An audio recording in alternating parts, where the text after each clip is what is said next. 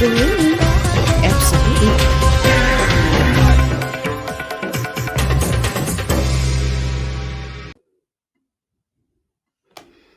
Hello, hello, hello. Spooky. Yes, yes, yes. Testing. Let's see what we got. Let's see what we're looking at. Is there anybody out there? Alrighty.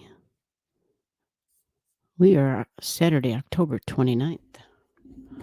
It's a Halloween weekend, folks. Has your weekend been scary? I was talking to a friend that's in South Korea. And if anybody's listened to the news, you know of the scary, crazy stuff that happened in South Korea today. Well, it would have been like this morning, which would have been there last night. And I was asking, do you guys celebrate Halloween? Because I had no idea, like, never been to South Korea, don't know the customs, But her channel, she's in South Korea. She is a Zimbabwean living in South Korea. And she said, oh, yeah, they celebrate Halloween here. They go all out. And I said, really? I just didn't know, right? And she said, yeah, it gets really crazy. And so this was like 2 days ago we started talking about it. She's like, yeah, I'm going to be going out, I think, or something. I can't remember what she said. And I just thought, so do people go trick-or-treating, like kids and stuff? Hey, Renee Gomez, what's going on? Hey, happy Saturday. Yes, yes, sis. How are you doing? Yeah, it was crazy. If you were to Google it, you would see they have videos, little video clips. So I guess she's in Seoul, and in Seoul, there is a small town close to there, right? And I think it's pronounced, I want to say Itaewon, Itae. Actually, I drew a chart up for it because I was like, it was crazy because she was really stressed about it because she had plans to go out. And luckily, work had gotten kind of crazy. And so she stayed longer and worked overtime at work. And that actually probably saved her life. Um, Apparently, there's an area there in this little Itaewon, this town or this village, that is it's like a really it's a tourist destination, I guess. So it's like a happening spot. There's lots of bars. They have a very active nightlife there. So there's a lot of college students and just foreigners that come and hang out in this particular area. Well, their streets are really tiny there. They're like alleyways and stuff. And so there's little stores and shops and and she was telling me in the past that like they never go to bed. Like it's like New York, or Vegas. Like there's certain parts where she said, and that's typical within the culture that people work around the clock there, and a lot of the jobs, right? And I know that might not seem so bizarre, but anyway, um, so in this little area, there was like an unbelievable influx of people for Halloween. And so people were like, whether it's bar hopping, I don't know what they call it there, right? Dressed up in costumes, but they have like these little alleyways. So they had like a massive amount of people in these bottleneck areas. And as of right now, the death toll, I think, is like at 150 people. And so it was really freaky for her because she had started getting text messages and phone calls, and they were like, "Where are you? Where are you?" Like friends in that area because she's right there. And she was like, "No, I'm not there. What's up?" And so they were telling her because she said there were people there who just started vlogging the event because it was just like massive amounts of people. I mean, in the States here, in the stadiums, when we have all those crazy things when people get trampled, well, that's what was happening there. And I don't know what caused or what started it. It sounded like it was just an unbelievable amount of people condensed, compacted in one spot, and it was really small, and people died, people were crushed to death basically. And so when you see the videos, you're getting like on the scene, vloggers. So it was people who were in the thick of it, and I mean, it was crazy. I only watched like a 12-second video, and you could see people just lined up, and 3 or 4 people, it looked like it seemed strange, but there was like 3 or 4 people at a time working on one person, and all of them were like doing the, God, my mind's not with me, but, like, trying to activate the heart. I forget what that's called, this CPR, yeah, thing. And so it was just wild seeing that, and, she was really freaked out because it was like, "Holy shit, I was supposed to go to that." Like, she literally canceled at the last minute, and so she was freaked out by it, so I had looked at her chart. She comes here to the live. Her name is Sheila in Korea, and so it was just crazy tragic. So I looked up in her chart and I'm thinking, wow, because she's a tiny chick, very tiny chick. Like she's not big, she's tiny. She likely would have been one of those people squashed. But even big people get squashed, like when we had that stadium thing, actually by you, Renee, right? Didn't that happen in California? That was, yeah. Was that like a year ago? I can't remember. We've had so many tragic things happen. But yeah, there was a stadium, some concert. Who was that? Matter of fact, my goddaughter was at that damn concert. Thank God nothing happened to her. But like big burly people, like football players and stuff were there and they died. They died because they were trying to help people. But it was just when you're in a crowd and that wave of energy, it's just a force it's like being in the ocean. You can't Yeah, you can't overcome that power. You kinda just gotta go with that flow, and unfortunately, people yeah, super terrifying. Yeah, creepy. So you didn't watch the news. Well, good for you because I don't watch the news either. It's rather depressing, and I mean, yeah, it's upsetting. Um, Terrifying is right. It was crazy. So I just wanna give everyone I'm saying everyone. The internet all day has been crazy, and I cannot believe that. Because I've been trying to record videos all day knowing I've had internet issues, and so I'm literally running off of the phone, which has been really sketchy. Because in my chart, I have this horrible Mars squaring my Uranus, and Mercury just went into Scorpio. Anyhow, so as I was trying to record videos today, I mean, I would go for, like, 60 seconds, and it would just like, there'd be no screen, but yet my words went through, the words worked, and then when I was trying to watch videos for people or watch my friends' channels, it would get stuck, like the video part would get stuck, but I could still hear their words, and then I couldn't anyway, it was really crazy. So, if you can still hear me, this is bizarre. I'm just like, "How is this happening?" Um, Man, this lighting, I'm just trying to be like, "Okay, what works?" And so I didn't set up any of the lights, I didn't do anything because 'cause I'm like, most likely this live isn't gonna work, so I didn't even put up an earlier post like I normally do, but anyway, so, um how the heck are you doing, Renee? Like, you're man, I feel for you in this Scorpio season. Mercury just went into Scorpio.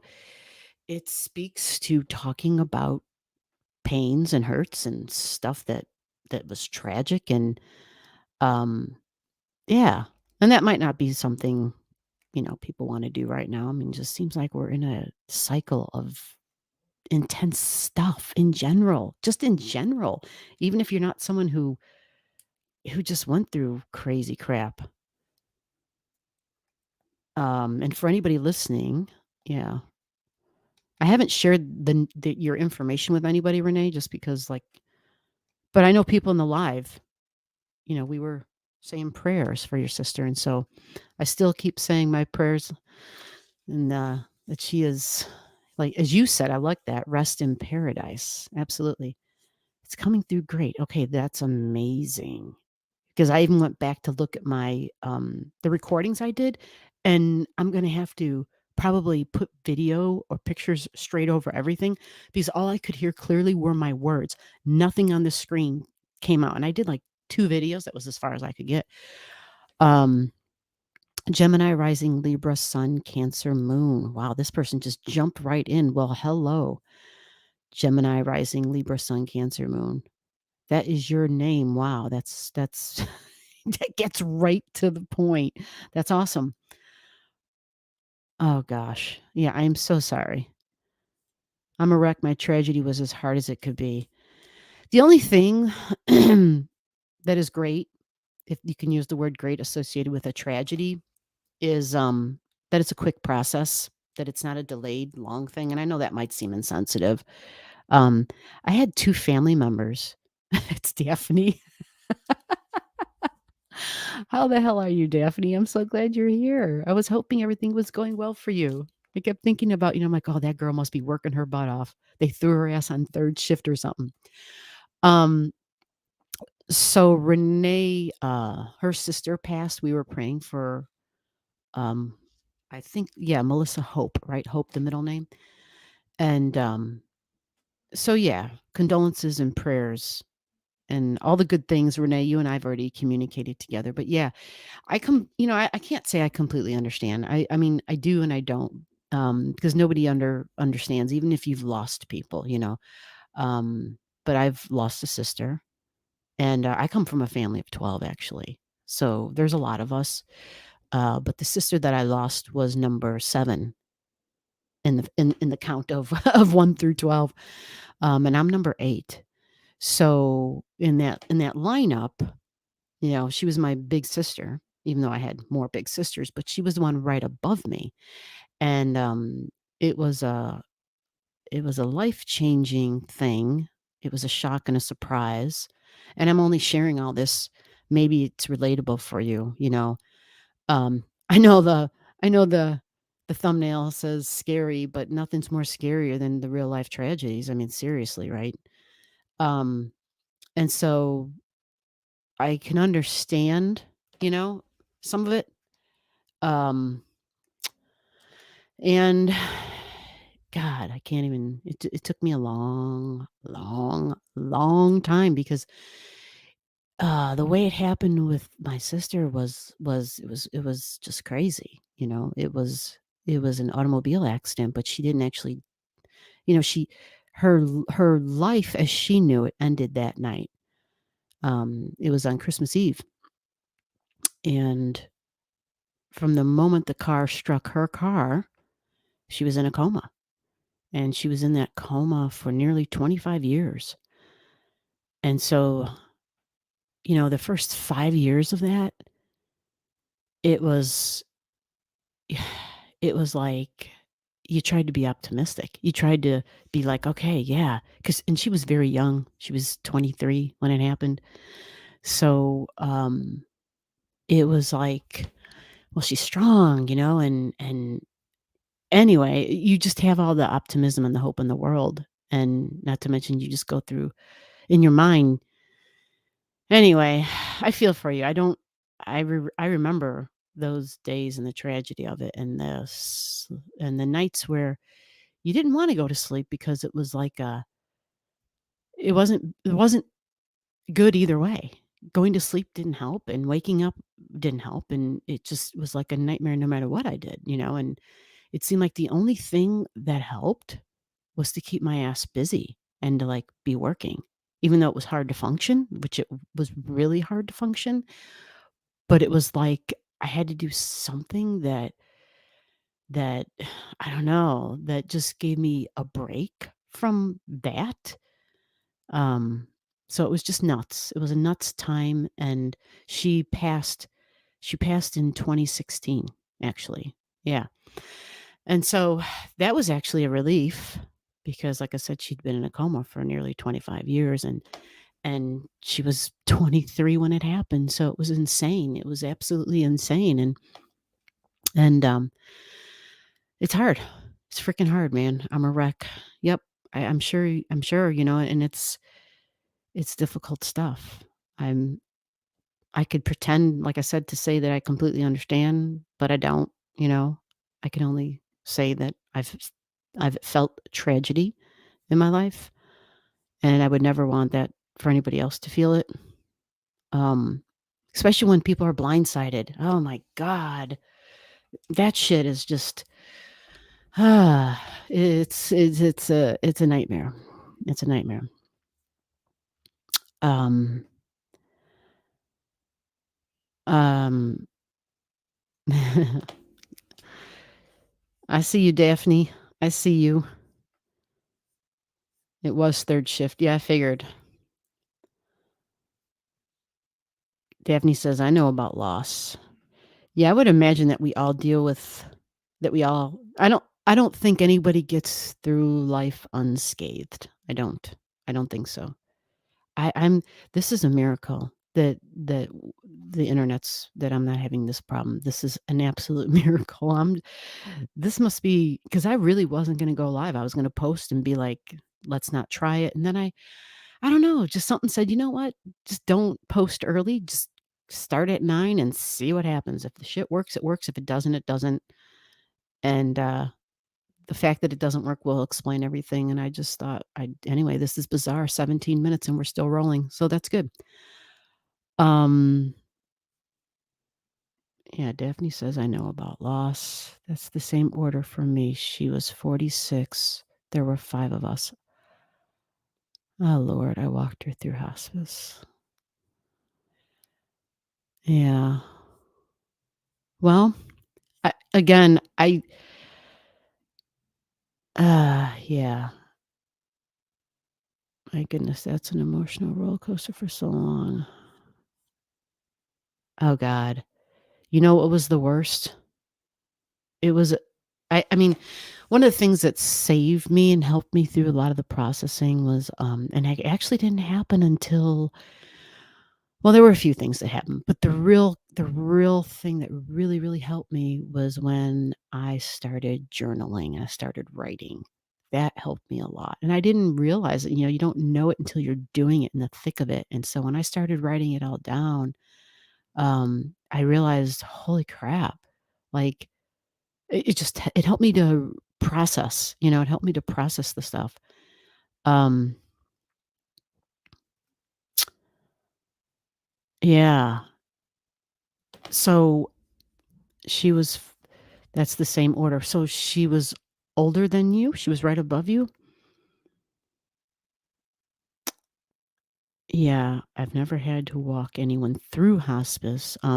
Again, she was you know, when you're talking about a person in a coma, it's it's a it's a thing um people have a different idea of what that means. You assume it's somebody who's laying down with their eyes closed and that's it. Like there's nothing else happening. And that's not the case. That's not the case at all. You've got a person where many times, there's different they grade it, like there's layers, there's levels that they grade people who are in comas. And so of course when it first happened, you're in the most extreme state. So they had to put her um anyway, they had to do a bunch of stuff. And they it got to the point where they said, "Okay, she isn't improving anymore." So, of course, her insurance cut at that point, and so she was taken out of she was in a rehab program for, coma patients, people who are through tragedies and stuff. Anyway, they have this whole rehab thing. Well, you have to hit certain points, and they have to see that there's a change happening. When that change isn't happening, you get booted out, like, of their program, which is understandable. They've got other people who are making progress.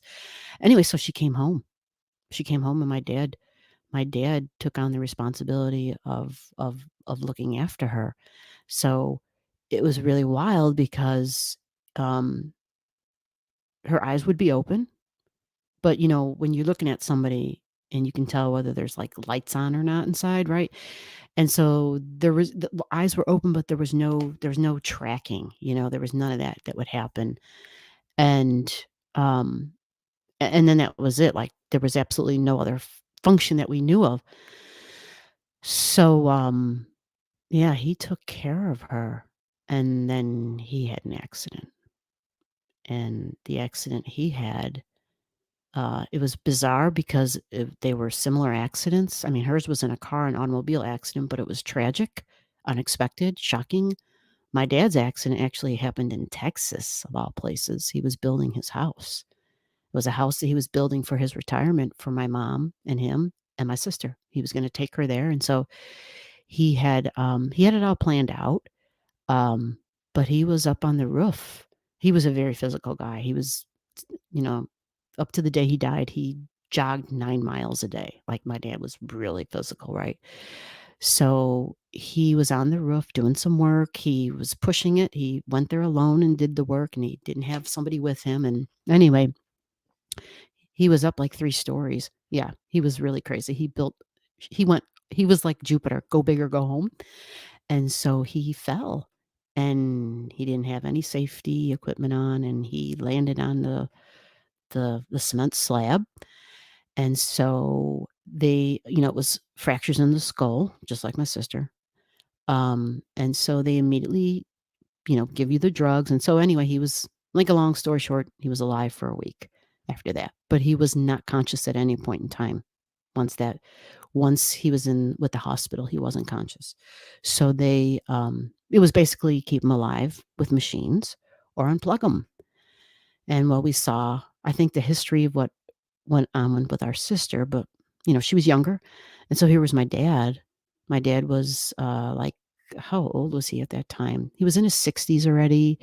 You got someone who was very physical, who had lived his whole life, had 12 children, had I don't know how many grandchildren at that time. I think he already had I don't know, I'd be making it up and I'd be lying, so I don't know how many grandkids he had, but, um, there wasn't one person in the room. We all were like, "No, just unplug it." Because for him, that would have been like hell for him, you know, to be conscious, to even have a little bit of consciousness and to be trapped in the body and not to be able to move, right? Like, that was so not my dad. So yeah, again, no hospice. It was a matter of just turning the things off, and I wasn't there for that part of it. I no, I couldn't be part of that. I personally myself, I couldn't do that. So yeah, it was tragic, crazy shit, you know? So Daphne says, sorry, I'm busy talking about myself. 9 of my family, there's only 4 of us left. Yeah, just lost my mother. Another Father's Day weekend. That's right, Daphne, you just had a recent loss a couple months ago now, right? Um, yes. Crazy tragic stuff, isn't it? Just crazy tragic stuff. Um, yeah, Renee, I'm reading this comment here. Oh my goodness, that's an emotional roller coaster for so long. Um, and I started to tell, I'm sorry, I totally got off track. I started to say the worst of the situation, and maybe I'm wrong. There was probably a few worst things, because you get to a point where you're like, I don't know what's worse. That's why I often say death is easier. Like, death is the easy part. It's the other tragic crap and the maybe you're not anyway. I want to go into that deep dive, but loss is hard, and the tragic shit that leads to loss is even worse. And so it was like her first month after the accident, maybe 2 months, I can't remember. And we got a phone call, and my mom had answered the phone, and all of a sudden my mom was like super emotional, which is bizarre for my mother, right? And so I could hear her voice. It got really high pitched, and she was like, "Really? Well, yes, that's her name. Yes, yes." And she was like, "Seriously? She heard you? She responded? She's talking to you?" Like, so my mom hangs up the phone, and she's just yelling to everybody in the house, "Georgie's awake, Georgie's awake." Now, my sister's name was Georgette, and so my mom's like, at the top of her, she's excited. She's like, "Georgie's awake, Georgie's awake." And so it was like, "Oh my god, our prayers were answered." So a few minutes go by and the phone rings. I can't remember who answered the phone. All I know is whoever answered the phone, they hung up the phone and they said, "That was the hospital calling.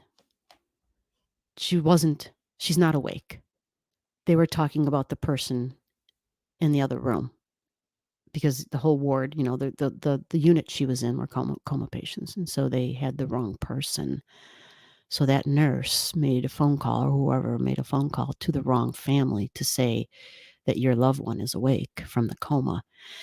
And so, yeah, that was That was painful. I got Taffy at the door. Hold on one second. Okay, baby, I'm coming to get you.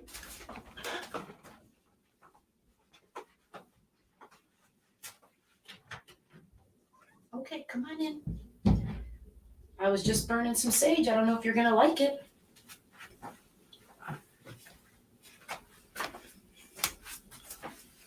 I don't know if you're going to like it. Oh, you're going to come on up? Okay. Come on. Come and say hello. No wire biting. No wire biting. You going to say hello?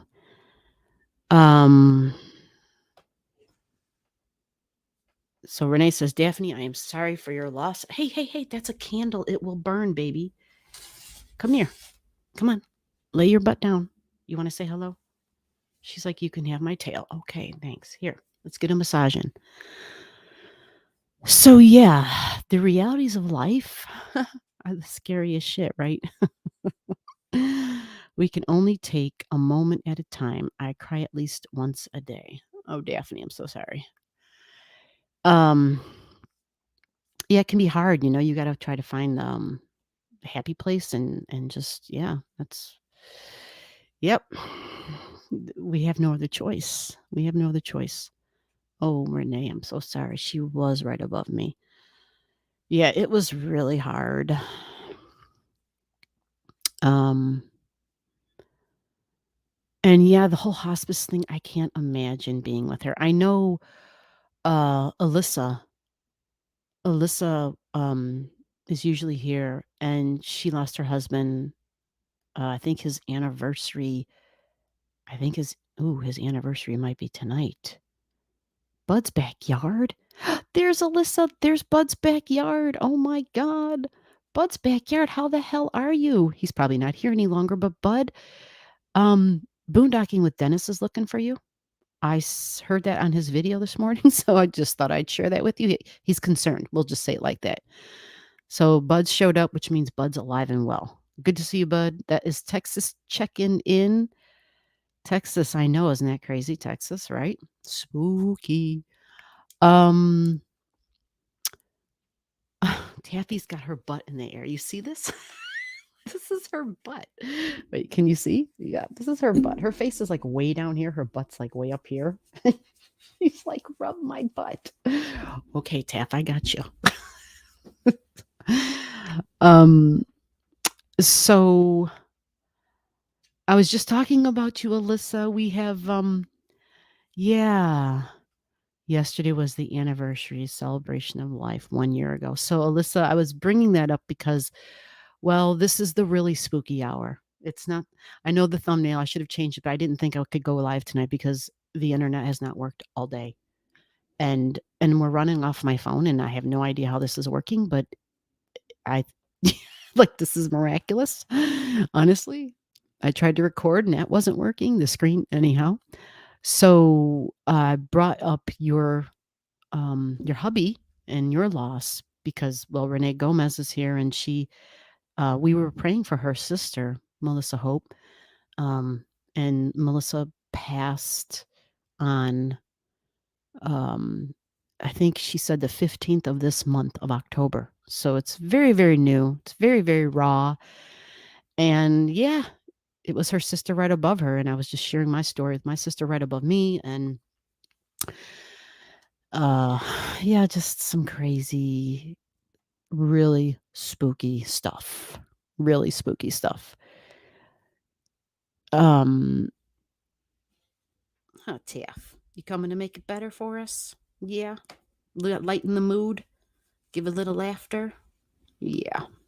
Right? Thank God for the animals. That's all I can say. Thank God for the animals. Daphne says, gee, I have been sick for 8 days now and I can't shake it. Not well. Been running a fever. Well, it's a difficult time because we've got Mars standing still and then Neptune's getting closer to that 22 degrees mark. And so we have to all be like really careful. Like we have to just, yeah, we got to be, yeah, health routines and what we eat, what we don't eat, making sure that we're eating everything we need. Because it's difficult. It's a difficult time. This is it. Like, we're like, okay, we're being tested. We're being tested. So, Daphne, I'm sorry for your struggle and trying to work. So, have you been working while being sick too, Daphne? Because that's got to be hard. This little one is busy trying to eat all my buttons. Um, so Alyssa says yes. Okay. Celebration of life 1 year ago. And Alyssa, can I go to your channel? Actually, yeah, I'm kind of like, I don't even know if I can do it, but I kind of wanted to. It's nice, right? It's nice when we have a loved one that we know has gone to the other side, but that we still get messages, we still get information. They're still near us, And Alyssa has been sharing all through the month of October, actually since football began. Um, uh, Alyssa said she got some bad news this week. Oh my God. Ah, okay. So before I get there, this is Daphne, everybody, by the way, the Gemini rising Libra sun Cancer moon. She's saying, Renee, sorry for your loss, sending love and peace. Yes. Condolences. Absolutely. Alyssa said she got some bad news this week. Okay, what now? And I'm just saying that, like, Alyssa, you've been handling a lot already. Holy smokes. Um,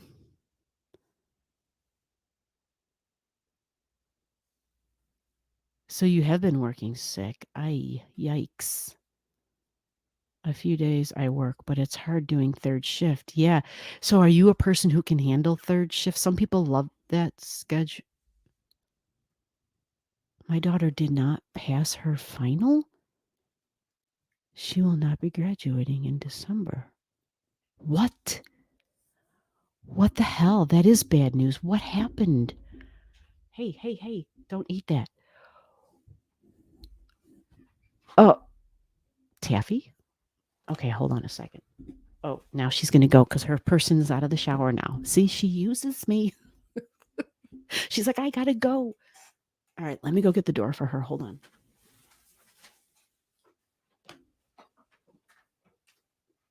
Come on, let's get you out of here. What are you doing? Okay. Are you playing games with me? Here. There you go.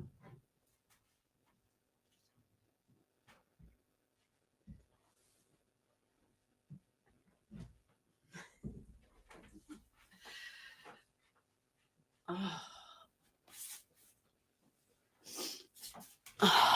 Alyssa, I know this was a huge concern of yours. Oh man. There you go, bud. I see that down there. Beto for Texas. Yes. I see that. I put my ballot in the mailbox a few days ago. Maybe I should have put it like instead of my Allastrology logo up there, I should have put an I voted logo, huh? Um, Alyssa, I am really sorry. This is not good news. And I guess you had a feeling your daughter's chart. Did she get ill? Was she I mean, I know you said she was really busy and that was the thing that I could see in the chart that if anything, if she wasn't staying focused, but that her brain power, like she should have oh shit. Oh God. Yeah, we talked about possibly a difficulty with the doctor, right? The doctor who she was doing clinicals for. Oh my God. Okay, I'll get there. I'm jumping ahead here. Um yes, yes, yes. Condolences for everybody's losses. It's just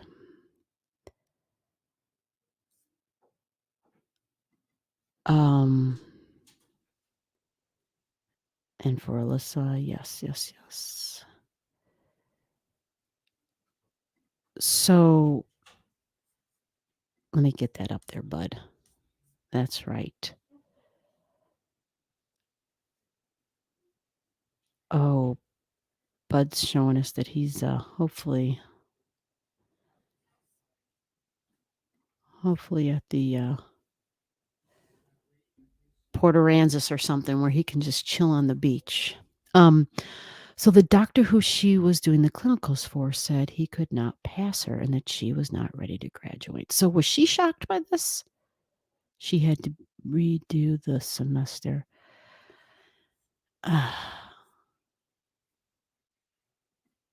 Yeah. Redos, yeah, like that shit ain't free. I mean, that's, oh my God. So, well, I mean, I can't, she was shocked. Oh man. Oh man. It's pass or fail. Oh man. Dang. Did we look at her chart? I thought this wasn't supposed to be until December. I'm so confused. We're in October. I remember looking ahead. I remember this time was going to be difficult, but I don't know why I was thinking we were looking down the line in December for her, or maybe it was November we were looking at. Um, hello, Sherry. Hello, Boo. Yeah, we were telling real scary stories, like, and we can, of course, keep on telling, but they're not. Yeah, they're the sad, scary stories, tragic stuff. Hopefully, you are doing well. Um, Thank you for coming to the live. So she was shocked. It was either pass or fail. Oh my gosh. So there was another semester. So it was during, holy crap. Okay. Wow. She had one more semester after this one. Yeah, I remember October was going to be difficult, but um oh, well, yeah, the mind. I remember seeing that because that was the big thing in her chart. I'm trying to picture her chart in my head. I remember like she has some, like rocket scientist type of energy, but then it also squares her third house, which is also the mind, right? So I remember that. But then there was something there that was going to pull through and support her. And it was mainly focused on if she could stay focused. If she could stay focused, she'd be fine. Um, so on the written test, she did great.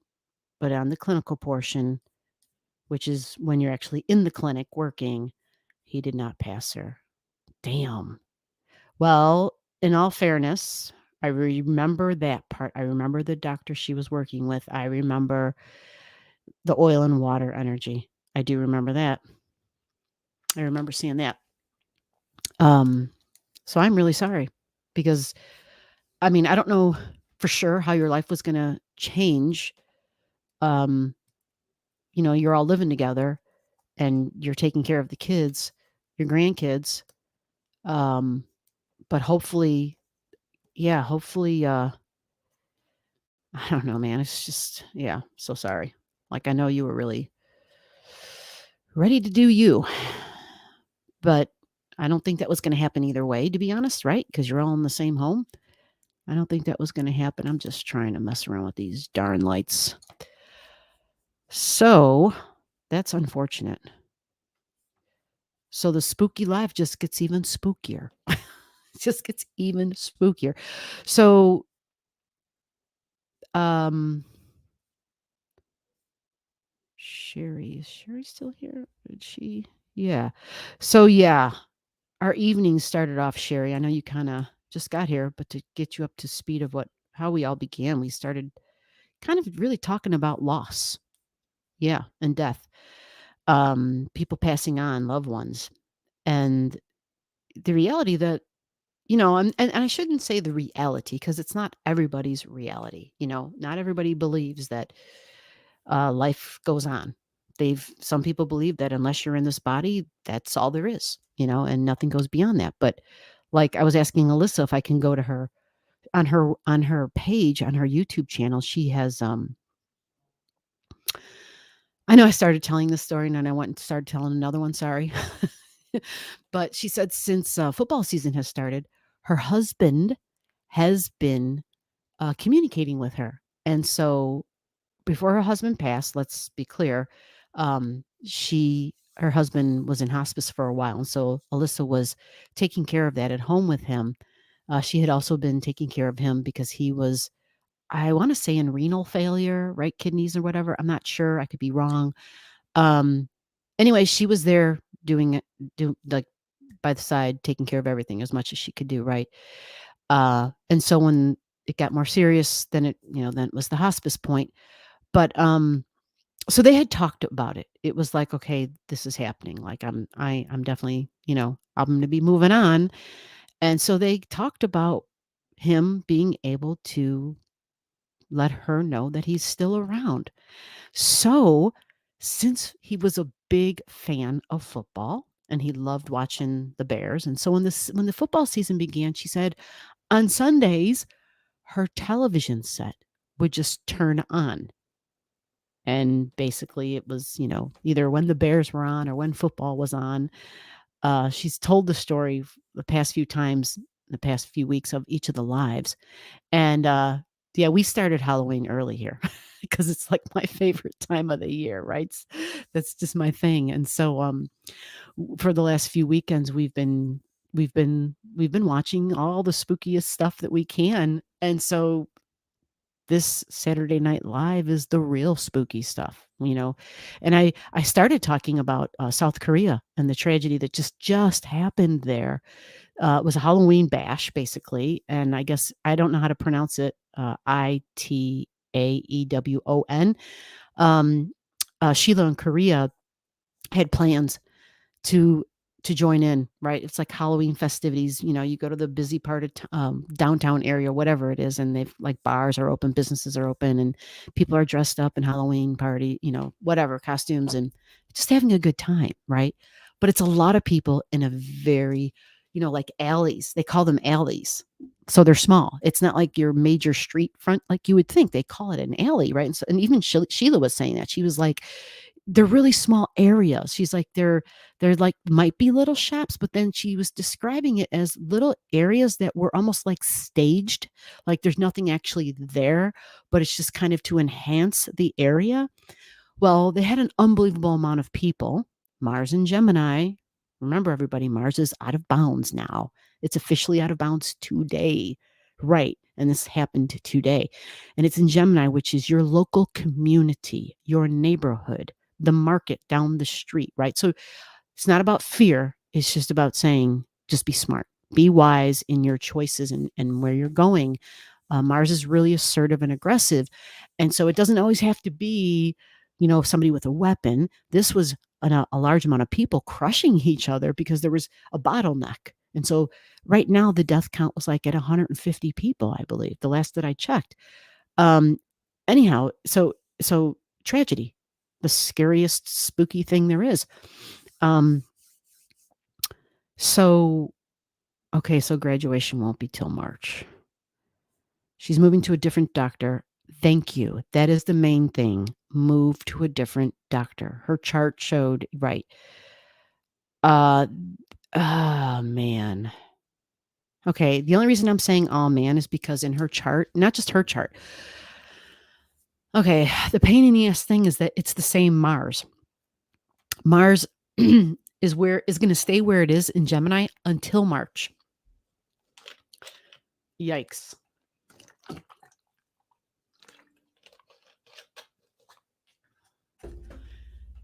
We'll have to look at that to see, maybe on another night, maybe not tonight. I'm just saying, like seriously, maybe you don't want to know heads or tails about something like that at this moment. I don't know. I just yeah, it's just hard stuff, Um, so yeah, um, Alyssa's husband has been turning on the television, but she has a video. She taped the video prior to all of this began. He was already communicating with her in a different way. He would, well, I don't really want to say. Let me see. I don't know. who's all here. How many of you have seen the video that I'm talking about? Again, because I've showed it like twice already on 2 different lives, because I'm just like, you love it because she's talking to him. She calls him grandpa because they've got grandkids. And, yeah. And then if you look closely at the video, you see orbs flying all around the room, which is really cool too, because it just kind of reinforces the fact that she's communicating with him. They discussed before he was passing on that he was gonna come back and that they were gonna do this, and then she records the process. She records, as much as you can record pretty much spirit being there, short of like, you know, his voice or an apparition, right? So, yeah, she's got a great video on. I love watching it. So I think I wanna go there anyway. She said we can because it's kind of more lighthearted. Um and I don't mind talking about deep stuff, not at all, actually. That I would prefer talking about deep things, things that have substance. That's my Scorpio energy. I have a lot of Scorpio energy. In case you guys don't know that, a lot of Scorpio, very strong Pluto energy. So, oh, good. Oh, good, good, good, good, good. Look at this. Renee said, yes, I told my sister our code word is buffalo. Interesting. Buffalo. I'm waiting. Ah, love it, love it, love it. Love it, love it, love it. Well, I'll tell you a quick story before we go watch her video. I think it was last Christmas. No, it wasn't last Christmas because I was, I could be wrong. I don't know what Christmas this was. A couple years ago. Um, it might have been my first Christmas in this house. I can't remember because I've only been here in this location for since 2018 is when I was like, okay, I guess I'm staying here, right? Because I was supposed to be in Alabama. That was my original plan. If as much as I could have a plan at that time, it was all insane. So anyway, um, so I was sitting down at the computer, and in my family, Christmas was a huge deal. Huge, huge, huge, especially as kids, right? I mean, hello. Well, it was an even bigger deal, I think, because my dad was a very strict disciplinarian, very heavy handed, and many times didn't use his hands, right? Used other things as well. And yeah, nowadays, yeah, he'd be in jail. Seriously. And so it seemed like to me that Christmas was the only time he behaved. And I say that because that's how I felt as a kid. I'm not saying that as an adult looking back, like, that's how I felt as a kid. Like, okay, I know I'm gonna be safe because he'll behave because it's Christmas time. And he loved Christmas. He was really into it, actually. He could be very giving when he wanted to be. And he was very festive, very, very festive person. You're talking about someone who was a Scorpio, Sun, Leo rising. Um, I can't remember his moon. Anyway, so in our family, I think for a lot of my siblings, I can't really speak for them, but I would imagine that they kind of had a little bit of the same perception that, oh, we don't get beat down during this time, it's not going to be horrible, right? And I don't know about the rest of them, but oh my God, I've had nightmares as an adult, like a grown adult far away from my father. Like I've told stories of, when we talk about nightmares, the monster in my nightmares was always my dad. Every single time, always my father. And that's insane, but that's just what it was being I guess at a Pisces moon, like super sensitive. And so for me, it meant a big deal. It was like, I'm safe. I'm safe. It's the holidays. I'm safe, right? So here, one Christmas, I'm sitting down at the desk and I was messing around on the computer doing something, and my housemates, they're a husband and a wife, they were putting up the Christmas tree, which was a big deal as a kid in my family. And my dad always took us together. Like it was a big thing. Everyone get in the wagon. We go get the damn tree. You come back to it was an event. It was an event. So we it was just a very emotional and a time of feeling really safe. So as I'm sitting there at the desk, my housemate, who's my astrology partner, walks up to me and she says, "Your sister is here." And I said, "I bet she is." We had the music going, Christmas music was on. It was just super festive. It wasn't like we had a party, it was just the 3 of us, but it was really peaceful. It was really nice. And I felt really good being here. I felt like, if these people are my extended family. And so she said, "Yeah, your sister is here." And she's now, first of all, you got to understand how I am. I know there's lying spirits, and so I I asked her to just kind of describe her to me, and my my partner, my astrology partner, she knew that my sister had passed. I never talked about the accident that she was in because she'd been in a coma for 25 years. So it was, when I met my astrology partner, I had met her, um, I want to say, I can't remember, 3 years before 1 year before my sister's death, right? And so, that was the past, and I don't talk about stuff like that unless someone asks me a direct question about it, right? Plus, I can't remember at that time, but I still might have been a little bit emotional about it. And so if I can't talk about it without being sobby emotional, I'm not going to talk about it. I got to wait till I'm in that spot where I can talk about it, right? So anyway, I know I'm long-winded. so so um she says, "Yeah, she's here." I can't remember what the message was. Um I can't remember what she was saying, but I asked my astrology partner. I said, "What is she how does she look? What is she doing?"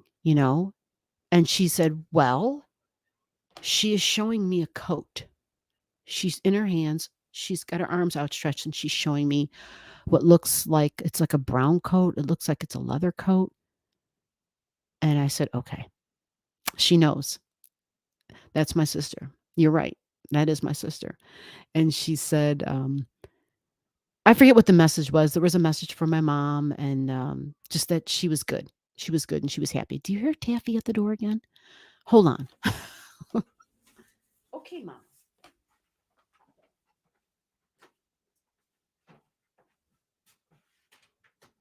Are you here? Okay, come on in. Okay, come on in.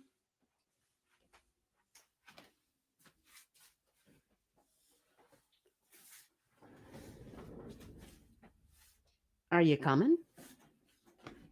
There she is. Okay, big girl.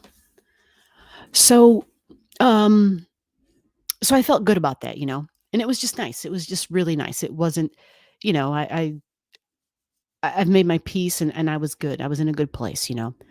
But what was fascinating was that the coat she was holding out, because when my sister had the accident, um, I'll never forget it. I wasn't there at the scene, of course, of it, but she was engaged to be married.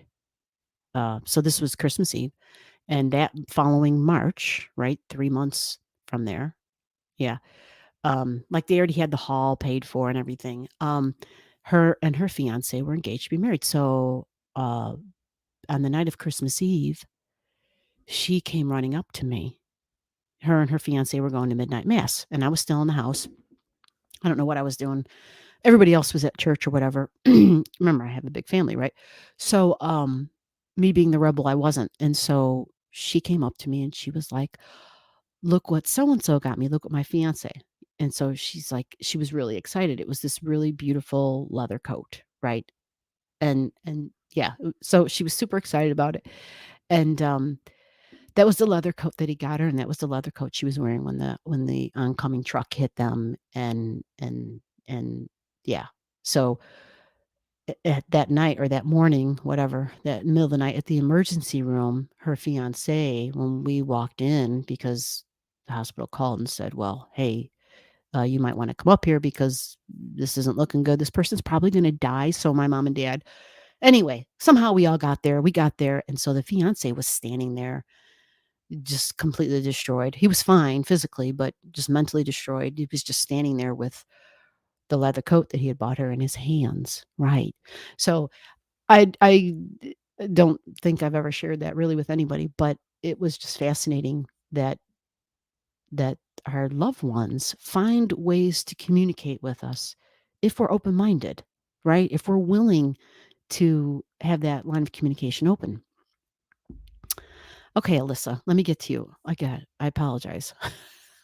Me and my long-windedness. So she says, yes, this happens for a week every morning when I went to make my coffee. So I recorded it so people wouldn't think I was crazy. uh, right? People like, okay, she be talking to people. She be talking to dead people. She's nuts. So also my daughter was so upset about this that she didn't even tell me until this week, and it happened a couple of weeks ago. Oh. So she knew a couple of weeks ago. Okay. I understand that. That's hard. And I'm sure she was upset. Ooh,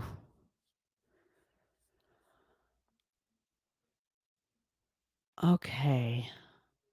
Curious. So I ran my dad's chart, my sister's chart, and my mom's, and all three were Capricorn risings.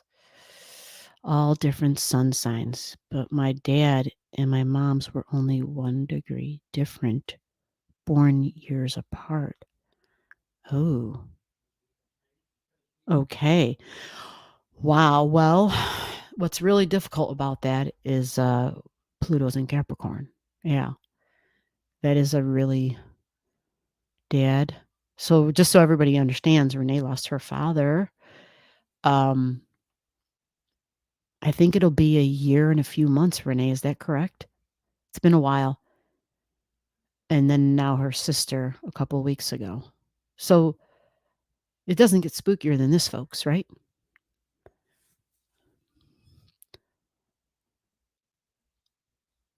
All different sons. But my dad and mom were only 1 degree different. You guys, I just got to tell you what a miracle this is that we're even on here and that we're not having any issues. This is so totally um yeah, this is special. That's all I'm going to say. I keep talking about it cuz it's true.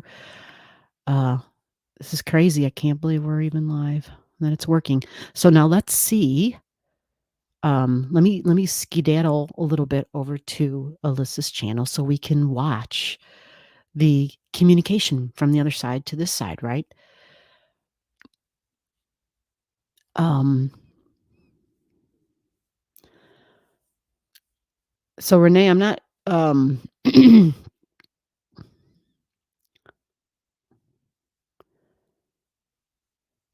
yeah, so mom must have had some things in her chart that helped.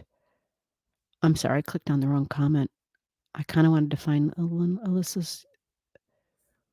Okay, there it is. My bad. The one with her husband. Um, so Renee, hold that thought on that comment about the mom. Because I'm just curious if you're concerned. Because to me, my mind, if that was the same, then there's a lower degree, I'm assuming, because this was a year ago with your dad almost. So that would have been Pluto, like 25, 24, 23, and all that, 22, revisiting those degrees, like the grand conjunction degrees, I think, actually, that would have been. Yes, Taffy. All right, so let me stop babbling and let me go find this video.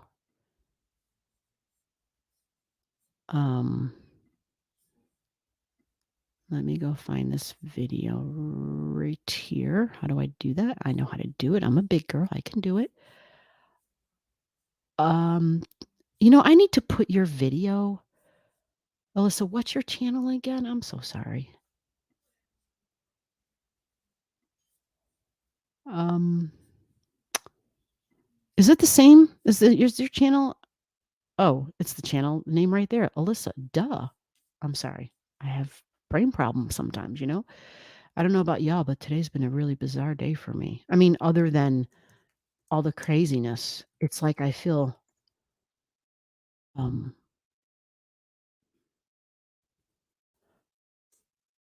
craziness with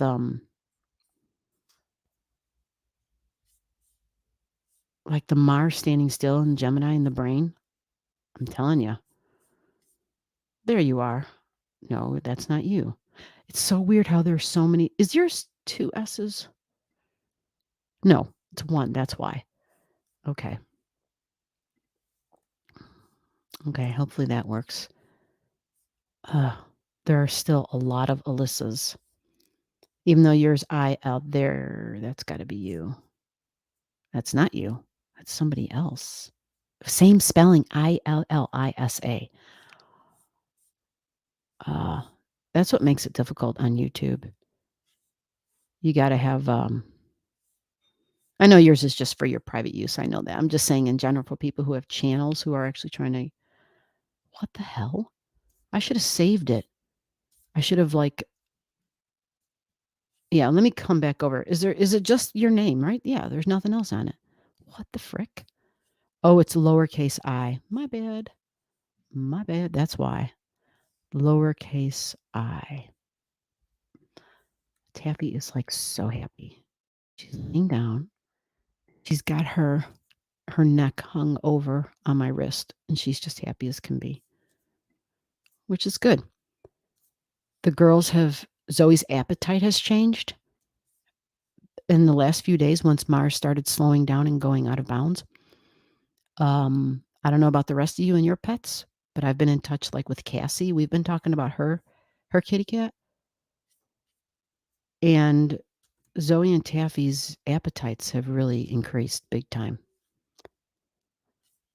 All right. I'm really having difficulty right now. Illisa.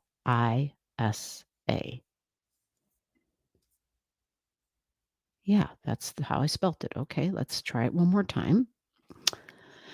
Anyway, so it's been good because Zoe's eating more food than before. I mean, they want to eat like every 2 hours, seriously.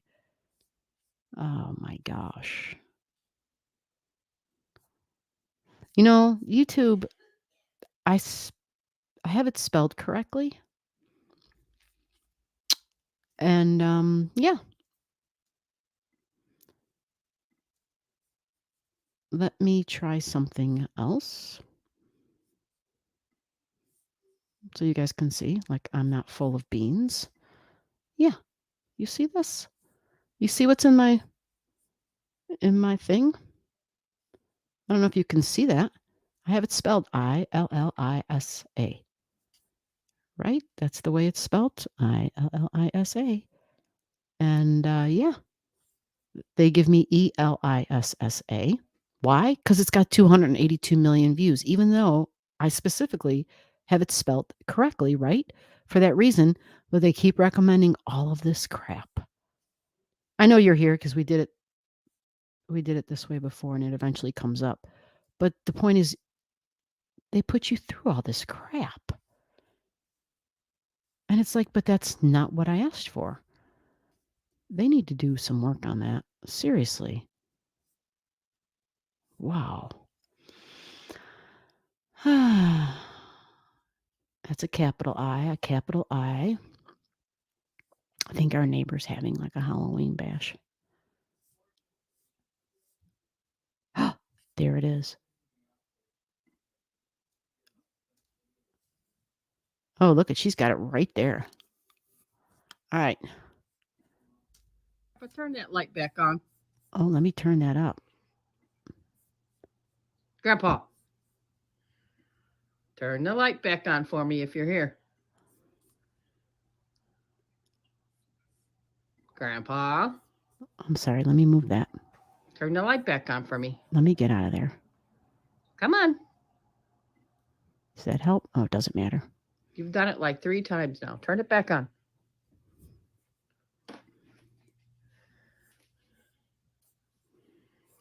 Turn it on.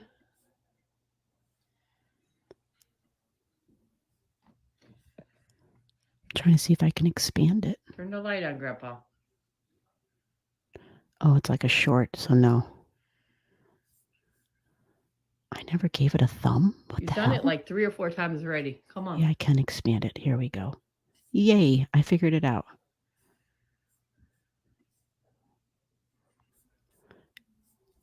You guys watching for all those orbs?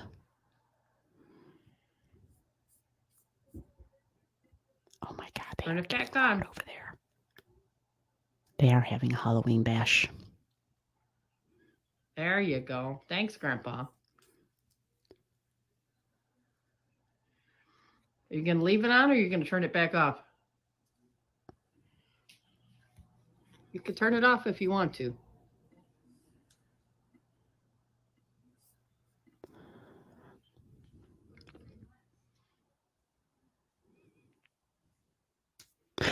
No, Alyssa, it's fine. There's nothing wrong with recording it in that. Ooh, I think it's them powerful orbs. Thank you, Grandpa. I love you. Don't you love that? Did you I see love it you, came Grandpa. right? That's crazy. Every time I watch this, I see something different. I see something more. I'll say it like that. I see more than I saw the first time. And I'm embarrassed to say I've watched it many times. turn I'm that not light back embarrassed, but on. I'm just saying I have watched it a lot. Grandpa, turn the light back on for me if you're here. Grandpa, I'll get the link, turn the light Daphne. back on for me. Come on. He comes right at her. Do you see that? There's You've multiple done it like times 3 times now. Turn it when back you on. see the orb come directly at her, especially when she says she loves him. You see the orb come directly at her. Turn it on. See? Could you see? Turn the light on, Like Grandpa. a pinball, man.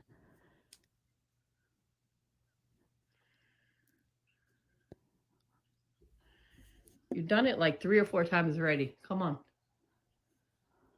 See it? Did you see? Wow. It was even clearer that time.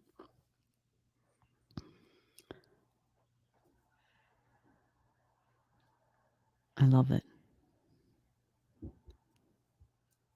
Turn it back on. Okay, what the hell was that? There you It was a go. Thanks, flicker. Grandpa. Now watch.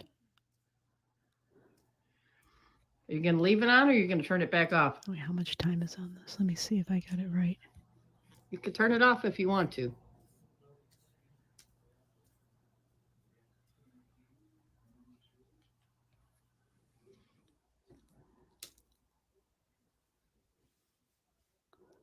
Oh, I see the little Christmas tree there.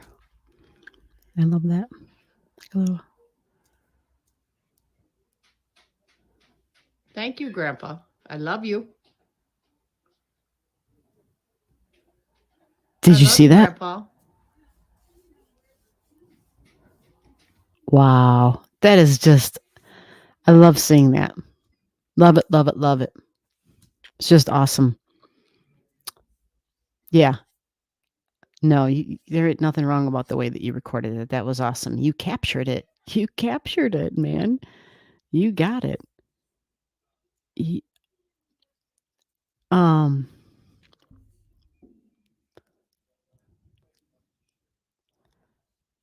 so let me see if I can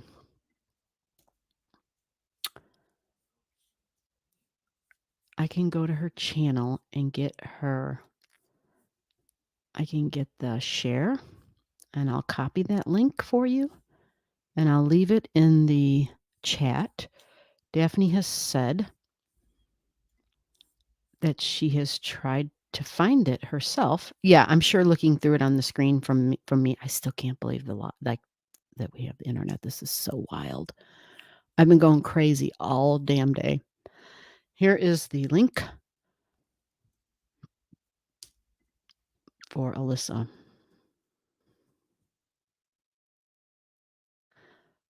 Um,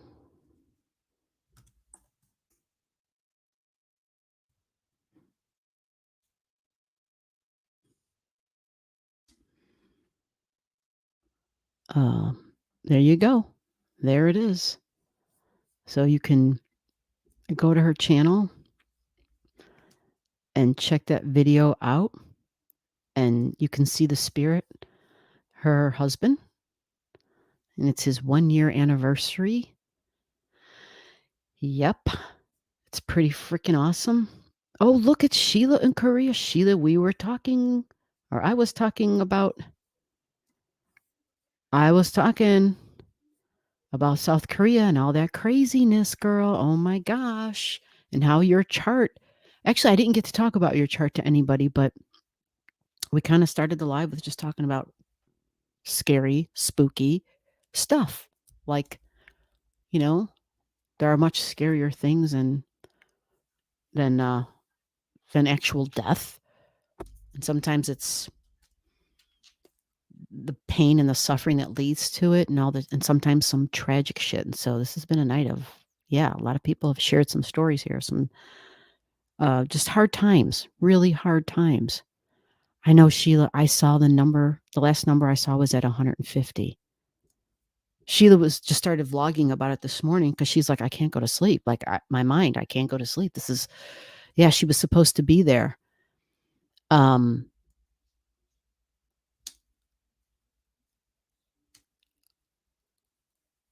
oh my gosh. Hold on. All right. So Sheila was saying the numbers are rising because she's right there. Yeah. And Sheila, I saw some of the videos. It wasn't that I wanted, and I didn't. I watched like 10 seconds of it or whatever. But it was an update saying that the numbers were, I think the last, and again, my internet's been really crazy. So I think it was like at 149 or something like that. And it was showing just like people receiving CPR, like lined up in the streets. And it was showing like EMT, like paramedics, like 3 at a time working on one person. I don't know how they had that many, workers, that many providers, that many emergency. It was that part was impressive. I was like, wow. The response was amazing. Unfortunately, Taffy, stop. Put your head down. You're eating the wrong thing. Stop. I said you're eating the wrong thing. You can't eat that at all. So did you see the glass blender that was on the shelf above the sink? It came flying off of the shelf this week. I'll have to check that out. So the link for this video, just so you guys know, I have it right here. It says Alyssa Grandpa. That was her husband who passed a year ago. And he had been communicating with her and coming back and sharing. Just giving messages of, hey, I'm with you. I'm still here. Taffy. And they had made this agreement, right? They had talked about it because he had, he'd been on hospice. And so there was a timeline that they had to discuss that process, which I think is really beautiful because, everyone's life, as we know it, it changes. It changes. And so, I'm going to go ahead and But replay turn it that light because back on. I'm crazy about it. So, Grandpa, turn the light back on for this me if light you're here. right here, she started recording it because after a week or two, Grandpa, someone, she knew it was him, kept turning the light turn the on. light back on for me. Come Now, on. you saw that orb that just came in right there? You've done it like 3 times now. Turn it back on. I'm sorry. My bad. Let me move that out of the way. Turn it on.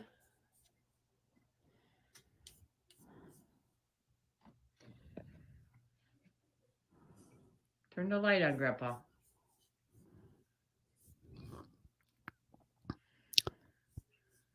I'm looking for the blender. You've done it like 3 or 4 times already. Come on. Oh, that orb was so clear right there and it slowed down. You saw that one there?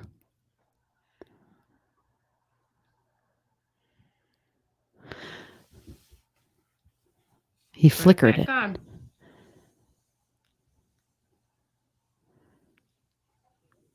There you go. Thanks, Grandpa. Are you going to leave it on or are you going to turn it back off? You can turn it off if you want to.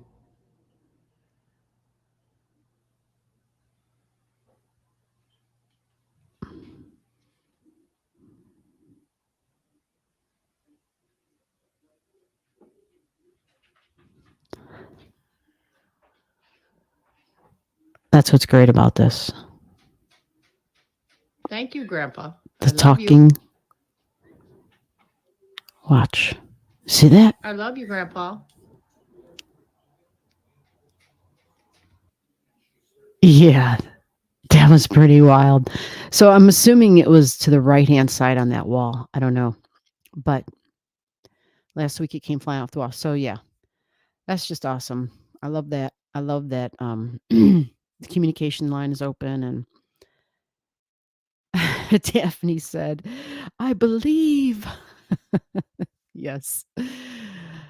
Yeah, I'm pretty sure I think everybody we got here is a believer. It's when you hear her conversation and then you see the orbs and you see them going to the light and then you see the orbs coming at her. Yeah. Oh, above the sink to the left. I missed that. Look at Sheila. Do you want to see that again? Sheila, you haven't seen that one before? Girl, I keep playing this video over and over because I love it. Like, this was her husband who passed a year ago. Literally, the anniversary would have been yesterday. His celebration of life was yesterday. So if you want to see it, I've pinned because I'm sure you guys can see it better on your end, and I don't mind playing it again. I love playing it. I love it because the more you watch it, you actually see more, right? The whole time you watch it the first time, you're just focused on the light. You're like, oh, is the light going to go on? Is it going to go off? Not realizing that's not the real show. The real show is his own light that's emanating from the orb that's going back and forth, pinballing around the room. Then it goes to the light, then it comes right at her, especially after she says, I love you. It comes at her twice. And the second time it's just so big, it's crazy.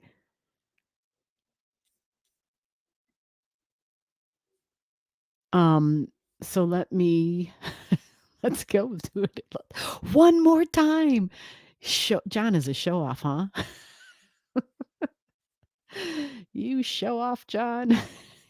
He's got to be getting such a kick out of this. Seriously. He's got to be getting a kick out of this. He's got all these women's eyes on him. Right? All right, I'm on there and let me But turn that light back on. I gotta hit the subscribe button. Grandpa,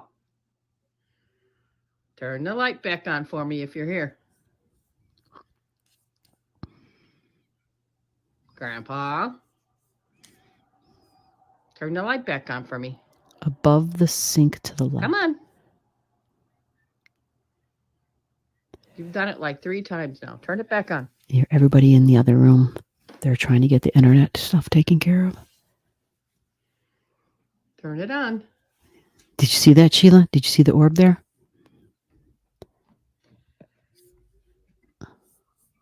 Turn the light on, Grandpa. It's just so awesome.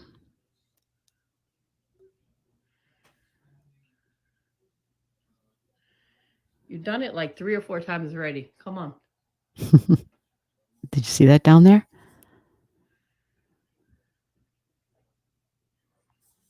It came right out of the wall on that one.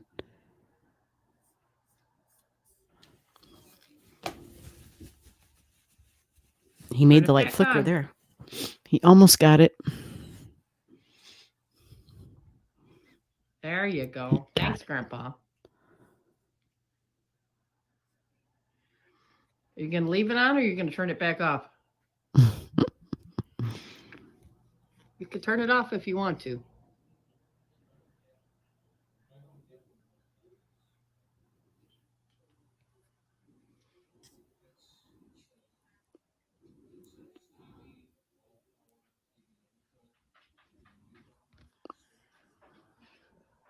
Wow. Thank you, Grandpa. I love you. Watch right there. See that? I love you, Grandpa. Did you see that? Right?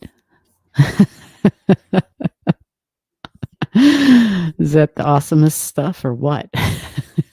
So awesome, Melissa. Thank you so much for sharing your hubby with us.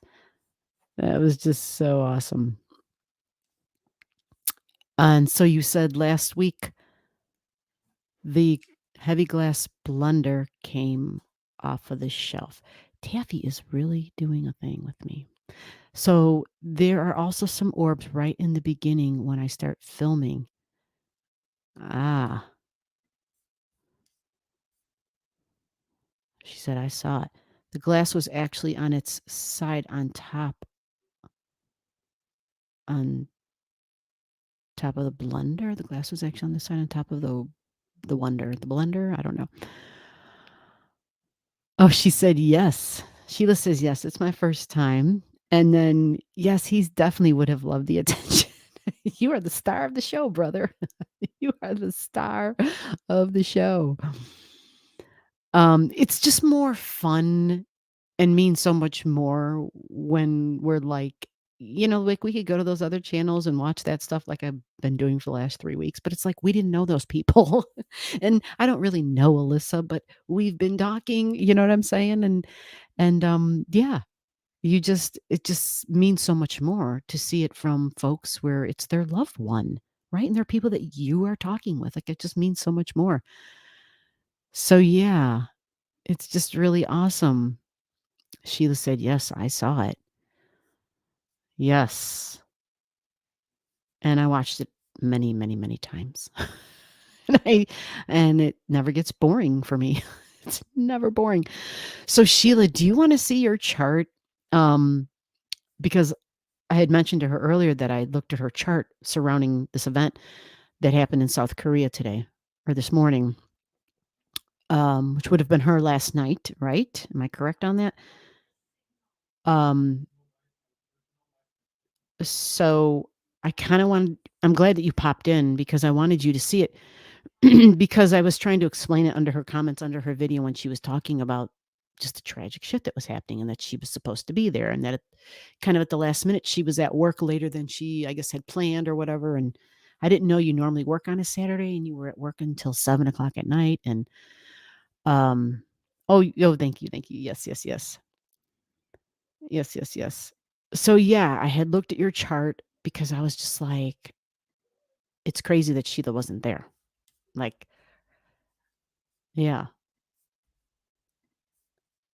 So what I'm gonna do, there we go, Sheila, chart 1. And then I pulled up the event chart. Um, oh, I wonder what I named it.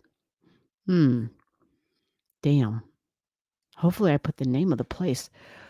HIJ. So it would be up here. I actually looked on how to spell it. Um,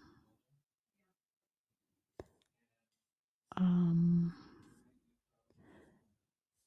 I hear my housemates, they're like talking to everybody because every person that they talk to in regards to the Wi-Fi or the internet, they're all saying the same thing. Oh, everything's working fine. They're not making headway with it. That means, this is, I bet you this is, yeah, maybe John's actually responsible for this live working right now because,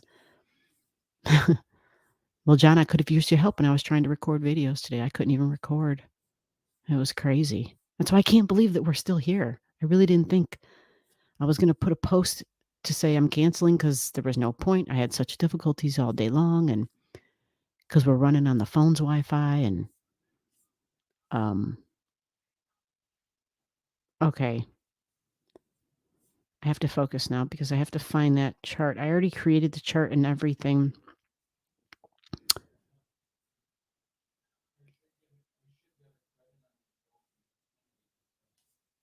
Yeah, maybe I should play the video one more time while I'm doing this, while I'm looking for this.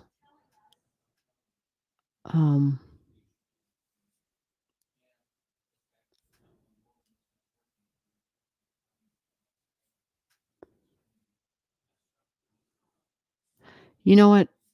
I think it's under S. I think I put it under Stampede because that's what it was. Yep, there it is.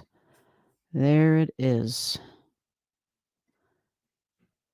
Okay, so let me switch this around for a minute, and then we can go back to the other stuff. Sheila's in South Korea, and so it's, did you actually get some sleep, Sheila?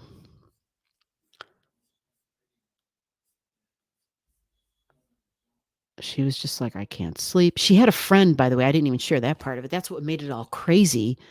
She had another well, she's got lots of friends, but, um, she had a friend who she knew was down there, was in it, and, I don't know if she was by herself or not, but Sheila was like, "I don't know if my friend is safe. I don't know if she got out of there. I don't know," you know? I mean, you just never know when that shit's happening. When you're in a crowd of people and there's what you would call, like, the wave energy and the yeah, it's dangerous. It is dangerous. You doesn't matter how big you are or small you are.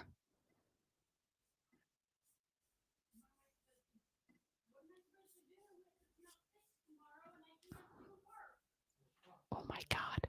Do you hear it? They're going off on the people. Yeah, they need a new modem. I know that. I've known that for a while, but I'm not gonna say it. Ooh. Ooh, someone's getting loud. Holy crap.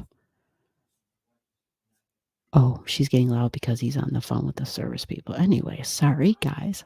Hopefully you can't hear that. Oh my god. Okay, so let me, I think that's Xfinity. Oh. Oh my god, I'm so sorry.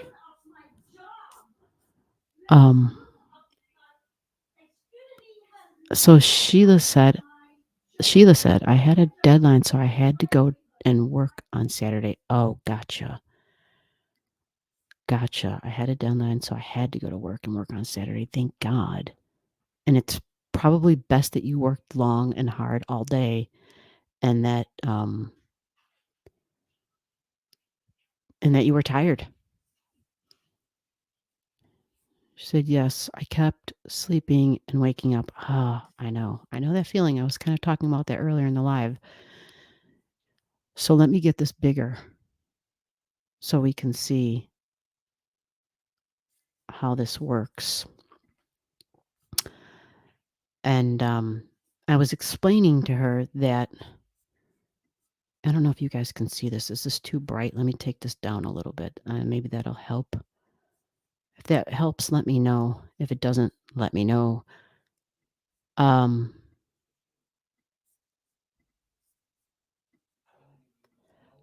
so, Sheila, I want you to take a look at this. I mentioned to you about work. Well, you mentioned to me about work, and so I mentioned back to you the moon was in Capricorn. Now, what I did on this chart was, according to the news that I heard, they thought that the event began or started or whatever. I got around like 10 o'clock at night, 10 p.m., 10:30, right? 10:23. I don't know why I got 10:23, but that's what I have. And when I get the times like that, I just honor it and I just listen to it, right? So that's what I have here for your chart. And you see it's your location, right? So that is the outer ring that you see here, which means this is the transits, the planets that are up in the sky. Okay. So you see the moon is in Capricorn at this time at 8 degrees, right? Now you see the inner chart is your birth chart. All right. And your sun is 11:31, 11 degrees of Capricorn. Okay. So the moon is right there. And then Venus was at 7 degrees. Venus is beneficial. Okay. Venus is why you were there, right? Venus was like, okay, very serious about the money, serious about the responsibilities. Uh, Sheila has a very mature Venus, which is actually good. So she's not silly with her money. And she knew she had to take care of business, and so she was at work on a Saturday all the way till 7 o'clock at night, right? So, like, geez, Sheila, how many hours did you put in that day? On a weekend, she's a 9 to 5er typically, Monday through Friday job. But here she was working on the weekend. And then look at the Scorpio energy. We've got Mercury in Scorpio. So Scorpio can be tragic, right? It's emotions, but it's hurts, it's deep emotions, all right? Look where the sun is in Sheila's chart. It's right on her south node. Sheila's south node, 642. The transiting sun right now, 642. So it activated that energy, and that energy is deep bonds with a lot of people, especially her friends. Her friends are very important to her. She's not a person where she connects with people on a superficial level. That's not her. Um, if you were to go to her channel, you would know that just by listening to her talk. And her chart proves it. Why? Well, because it's her south node in Scorpio. And look, folks, her Pluto is there. Her Pluto's conjunct her south node. And Pluto is about deep transformational changes. Like this whole night has been all about Pluto. It's about transitions from the material, the 3D to the 5D. Things change, people change form and shape, and that's what we're talking about. And you see Venus, beneficial Venus was there. All right. Now, what does that have to do with the angel wings I spoke about? Well, you also have this Cupid energy, which is beneficial. It's in Capricorn at 3 degrees. We all do, right? But what do you have at 3 degrees? You have Neptune at 3 degrees in Capricorn, right? So you had that going on. So the work kept you at work, kept you safe. You have Neptune. Neptune was a big factor in this. Neptune was big. And let me see what else I was looking at that I thought was really beneficial. Of course, Venus up here was very beneficial. Having Venus and the Sun traveling together for you on your South Node and your Pluto, and likely your friend that made it home, right? She made it home, if I'm not mistaken, because I wanted to go check back on her video because I was just like, right. She said I was very tired because Friday night she had worked all the way till 11:30 at night. Right. And your friend made it, right? Your friend made it back. So is it correct that people that you knew, if they were there, nobody died, nobody was injured, or at least no one died, I should say. Because there was a lot of injuries. I know that just from those reports, a lot of folks were injured.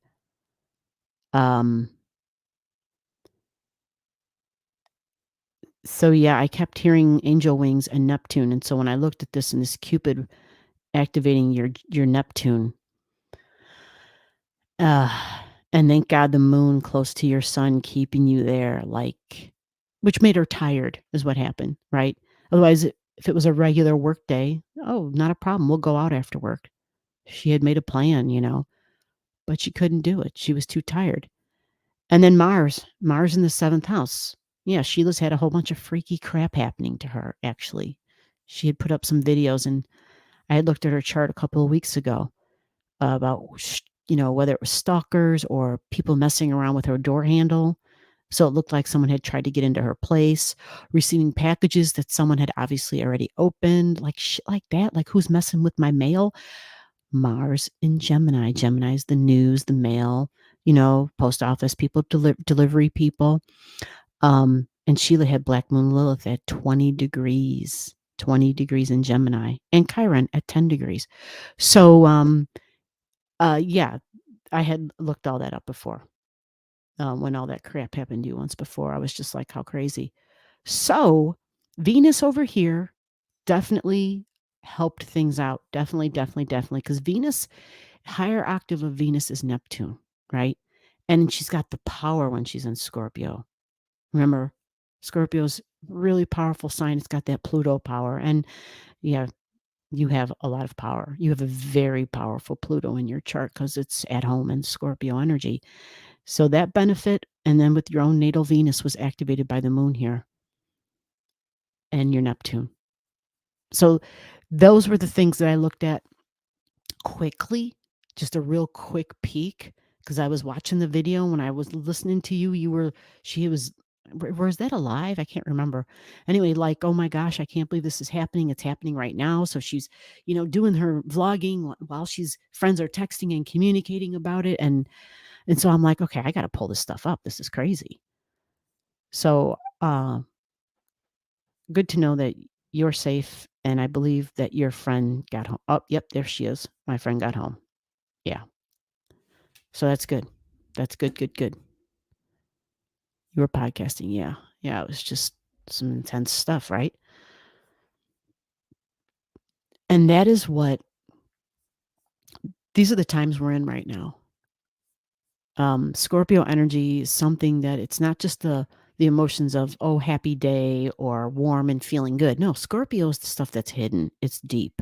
So typically you can associate that tragic word with Scorpio energy because it's about stuff that's left scars, and there's wounds, there's just wounds attached to it. So for you, Sheila, what this did was it triggered something from whatever you want to call it, soul history, soul memory, whatever you want to call it. It triggered something with that. So for you, even though you weren't there, it triggered an experience. It triggered a memory that was deep and powerful. Ouch. Yeah, ouch. Really glad that you weren't in the midst of any of that.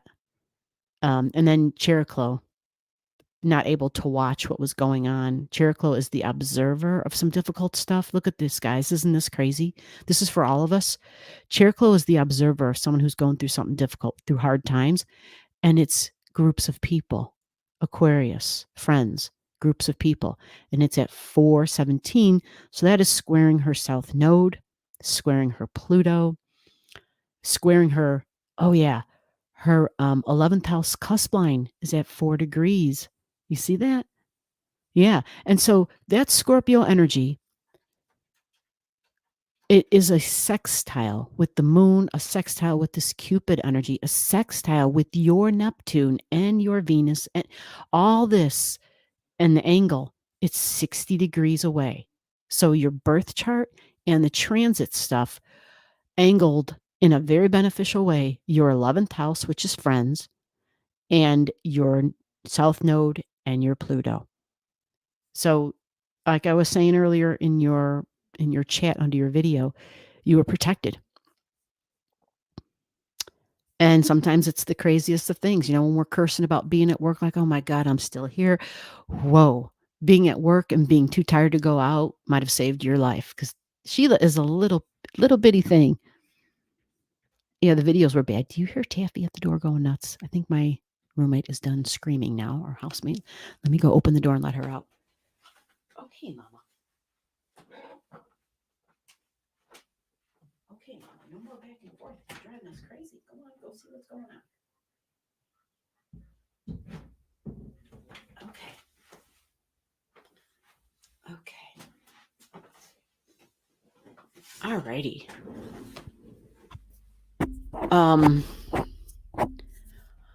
Wow. Wow, wow, wow. What a powerful day. What a powerful night. Talking about intense stuff. That is a Pluto word. Intense. Intense. Yep. Very intense stuff. Did all that make sense to you, Sheila? I'm glad you were able to see it. And for the future, well, actually, let me show you this real quick if you're still here. I kind of just I just want you to know something that you might not be totally aware of. And, if you don't want me to tell you about it, I don't have to, but it involves Mars. Do you want to know about it? And it's not necessarily that it has to be bad. But this Mars at 25, it's going to stop, right? It stops here. Halloween day. It doesn't go any further. It stops and it retrogrades, right? And it goes back to your descendant, right? It's interesting in your chart, I think. It's telling us a story. It's going back to your descendant because that's the retrograde degree between 8 and 25. So this Mars is going to retrace the steps. This began from August till now, the end of August till now. It's retracing those steps. So it goes back to your descendant Mars, and then it retraces the Chiron and the Black Moon Lilith. And there might be similar things that occurred before. They don't have to be identical because while this may be the same, a whole lot of other things are in a different location now. Okay. And so that's all I know. I haven't looked into the future for you on your chart to know any more about that. And you may not want to know any more about that. And that's totally fine. I don't want to spend my time doing that unless that's something that you are interested in. And if you don't want that, it's all good by me. So, um, she said interested indeed. Okay, so we can do that. Um, let me go there because I honestly didn't look forward. I just remember when you were going through that crazy crap, I know you were upset about it and you were just like, what the hell's going on? Not only was my package previously opened, because where Sheila's at, they have her lock isn't a key. You don't put a key into the hole and you don't even put a card. Hers is more of a code lock where she lives in the building that she's in. So you have to punch in a code, right? Well, to punch in that code, that key panel is covered, right? So the only time you can see the key panel is you have to lift the door on it, right? And so that key panel, when she came home one day, the key panel was up. So I was thinking that maybe the delivery company, because I didn't know, like I know Prime, they'll deliver. If you give them the keypad, they'll deliver inside your freaking house if you allow them to. I mean, it's crazy, but people do it. And so I thought, well, maybe whatever company did the deliveries, maybe they thought they was going to be a indoor delivery or something. I don't know. And so they flipped it up, thinking they were going to be punching a keypad in. Maybe mixing it up with a delivery right down the hall or something. I don't know, but I was saying, holy crap, I would have contacted the company and asked because then it wasn't just that. It was the fact that your package had already been opened. It was like, what the hell? Right? Very bizarre. So, all right, let me take a peek here. So we'll have to go ahead in time a little bit here. And yeah, I'm gonna go to when Mars hits 8 degrees for you, I think. See, the thing is when you have any planet that gets to that degree, then it goes backwards and then it goes forward again. So it basically means that you have similar experiences 3 times. 3 times. Yeah.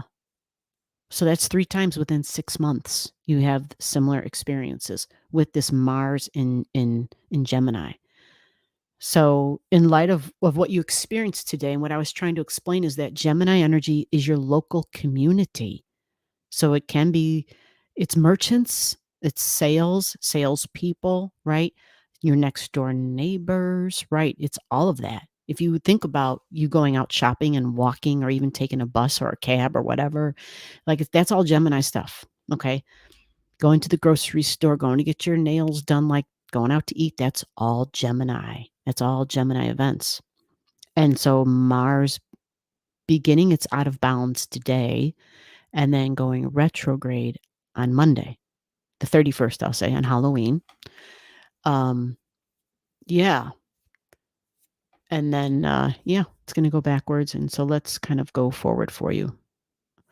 Oh, I see what it wants to do. Remove chart because I have this event up. So I can get rid of this event. It's in the memory, so we're all good.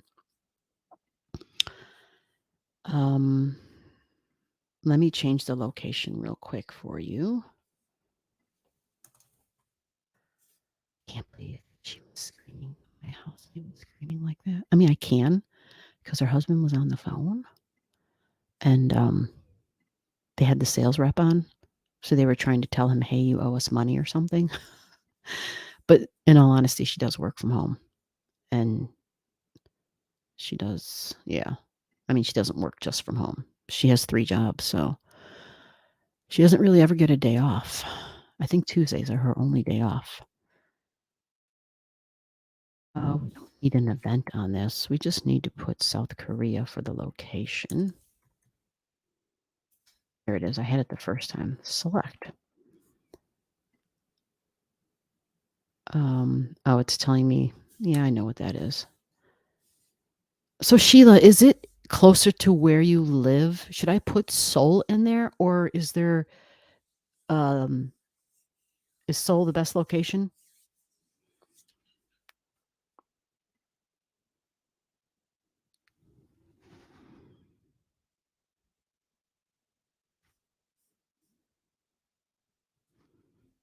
So for where you're located right now, should I just punch in Seoul?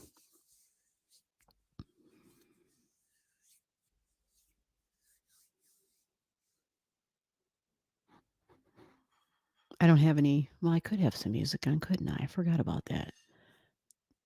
I'll have the waiting music on while I'm waiting for that. Um, what's some waiting music? Some Into the Space.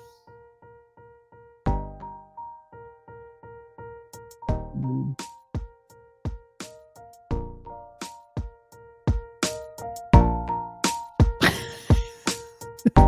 I was gonna put some elevator music on, but this is the music while I'm waiting for. I'm waiting for her comment. And we'll just put some music. Okay, there, she's got it on. Let's see. Yeah. Okay, good. Yeah, Alyssa, if you would like, I just didn't know if you like wanted to go down that avenue right now tonight. I just didn't know, and I thought, well, what the hell? But yeah, if you want to. When I say I'm not sure if tonight's a good night, it's I'll be straight if it's about me, you know. But when when it's about me trying to consider what you guys want. All right, so let me go back to the chart real quick.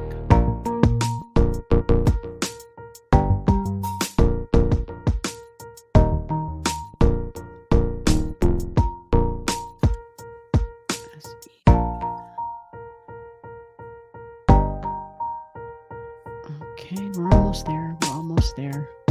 All right, we are Seoul, South Korea.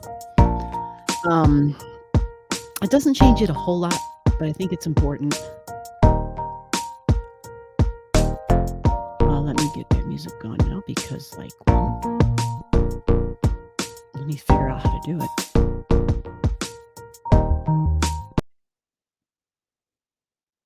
Oh, all right, so here we are. Mm, So we're gonna go ahead and go backwards. So,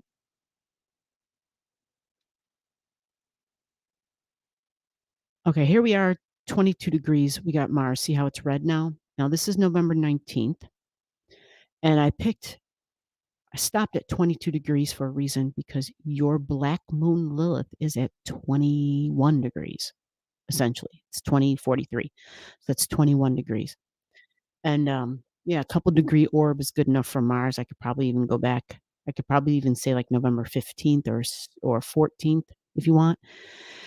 So with that, that would be a time, that's that window where you're just being really aware and alert of your surroundings, especially the local community. This can be coworker energy too. What's interesting for you, Sheila, is I know that um yeah, there's coworkers, but it's also you've talked about college students. Yeah. Well, actually, these are typically younger workers, but it's peer energy, right? But it's people who are learning because that's Gemini energy, learning and teaching. So now why let me see if you have something at that 20 degrees. Um, and that's what makes it hard. Okay, I have to back it up. I have to back it up because your black moon Lilith squares your moon. Natally, this black moon Lilith and your moon are squaring, which means when Mars gets to like 23 degrees, no. Ooh, it's right now. Yeah, Mars even being, like, at 24 degrees starts to trigger that. Okay, so I just want you to see, okay, here it is at 24 degrees, so November 12th, all right? November 12th, and what will be different is this is going to be a different Mars. It's a little bit different because it's like on steroids. Seriously, like we thought Mars was a little assertive and aggressive before. It's stronger here. Now, here's a piece of good news, and that is that once Mars gets to 22 degrees, this Neptune over here, it slows it down a little bit. It Mars is not as strong as it thinks that it is. Neptune can has the ability to mellow it a little bit, okay? But November 12th, I would even begin paying close attention November 10th, right? Because when that happens, it's this Mars squaring your moon, okay? And it's on top of your black moon Lilith. And so that's remember, Sheila, when you had somebody this was another thing Sheila had on her channel, which is why I went ahead and pulled up her chart a few weeks ago. She had another YouTuber, a small channel, because Sheila's monetized, right? So she had another YouTube channel who was downloading her content, adding their music to her content, and then re-uploading it. So they were stealing her material, her copyrighted material. Right. The minute you put it up on YouTube, it's copyrighted. Okay. So that happened. And yeah. So there might be something, I'm not saying identically, but there may be something where I mean, I don't know how that's going. I don't know if YouTube has to send you paperwork. I don't know how all that works. I've never had those issues, thankfully. Um, I don't know how that works. So it may be a rehashing of that in some way where you might get an email because Gemini is email, it is notifications, it is social media, it's your phone, it's emails. If I didn't say that, I think I did, but it's all that stuff, right? And Mars can be malicious. It's known to be malefic, which means especially when it's out of bounds, you should just expect that either there might be assertive words, and this is for all of us, quite frankly, but for you, because it's going to be touching on your black moon Lilith, it's just like, oh, come on, bad form, like grow up, right? Like you've got a YouTube channel, create your own content, don't be stealing other people's shit. So there just may be something similar to that. It doesn't have to be the identical thing. Um, but I will add that this is a stronger, more intense Mars. So if you experienced something that gave you pause, like, okay, is somebody um is there an admirer that's not being honest that they are admiring you from afar? They might be a little bit more bold right now because this definitely would be bold neighbors, and I'm not looking forward to this myself either. Because when Mars first got to Gemini, for me, I was in the middle of recording a video. It wasn't anything tragic, but the lady was like outside the door. Like I'm in a room in a house, right? So I could hear her because the screen door was open. It was a beautiful day. We didn't have the air conditioning on, and I guess she assumed because the screen door was there that she could yell through the door, and that's what she was doing. Like, she had already knocked on the door for a few minutes because I was recording and I wasn't gonna answer the door. I was busy. I'm like, "I'm working." "Hello."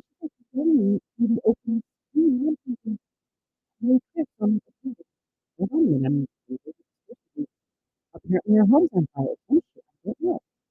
So I get out there, I go to the door, and of course she was like, "Leave." She's putting out this whole, I don't know, 2 minutes I made her wait. She walked away. I'm like, "Can you help me?" Thinking, like, "What's going on?" And she's like, "Oh, I'm here to return this gadget." Handphone. It was like, right? It was my roommate's with her. And she's like, "Yeah, so and so loaned this to me. I want to return it." I'm like, "Okay, thank you." You just put it down right there on the bench. Let's see it. And she's like, "Oh, okay, thanks." And that was it. But she wasn't stopping. She wasn't giving up. And, yeah, that's the idea that, what if I was about to knock out the door and something that isn't the door open, but not locked, and just to get the light and fresh air in? And I was in the bathroom.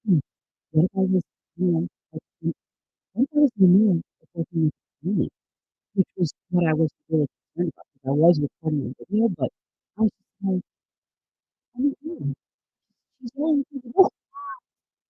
I would never do it to myself." And it wasn't like she called and said, "I'm on my way. Are you available?" Because my mom is not. It was such, you know, just like, cute. So, oh, the sound is not too bad. That's fine. Oh, boy. Mm, mm. So, the microphone coming out. I didn't do anything different. Maybe it was just moving to, do it, so it's maybe it's just moving to maybe it's I would build it into that. Um, that's okay. I probably don't need to, you probably don't need to do this for me anymore. How is it now? Sorry, I'm seeing it. I was going, what's wrong? I don't know what's wrong. Maybe John is like, "Hey, you're on out of it." Hmm, okay, I don't know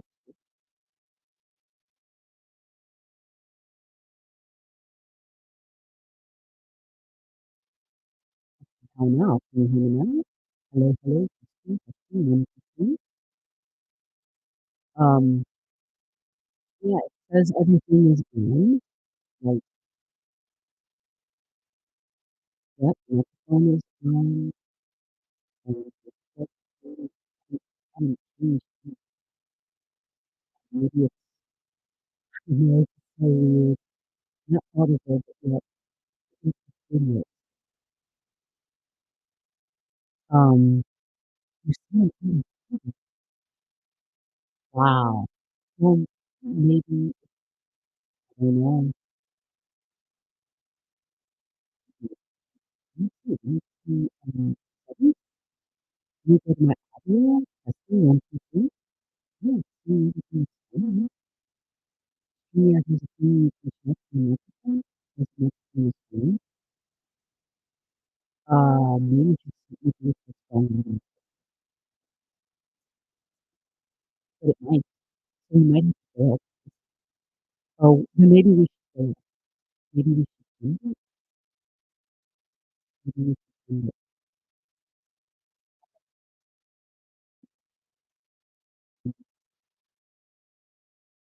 Maybe we should change it.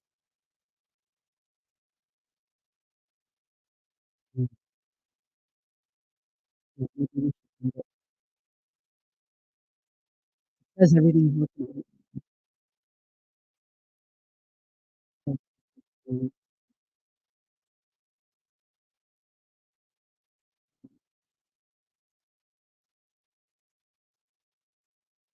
I'm surprised we can go into this one. Mm,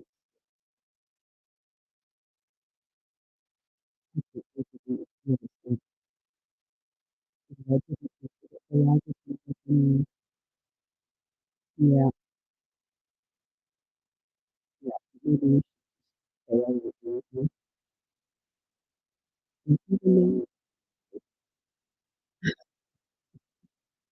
yeah, because the next different thing. Very strange. How about removing the note? Yeah, okay, let's try that. So, mm,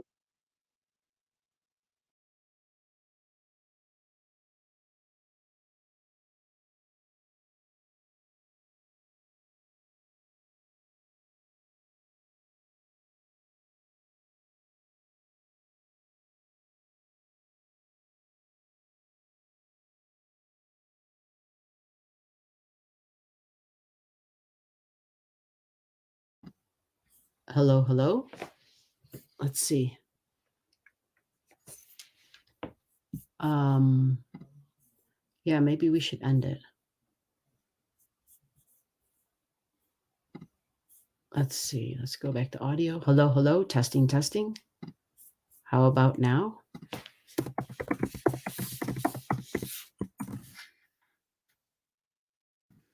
Hello, hello. Testing 1, 2, 3. Testing 1, 2, 3.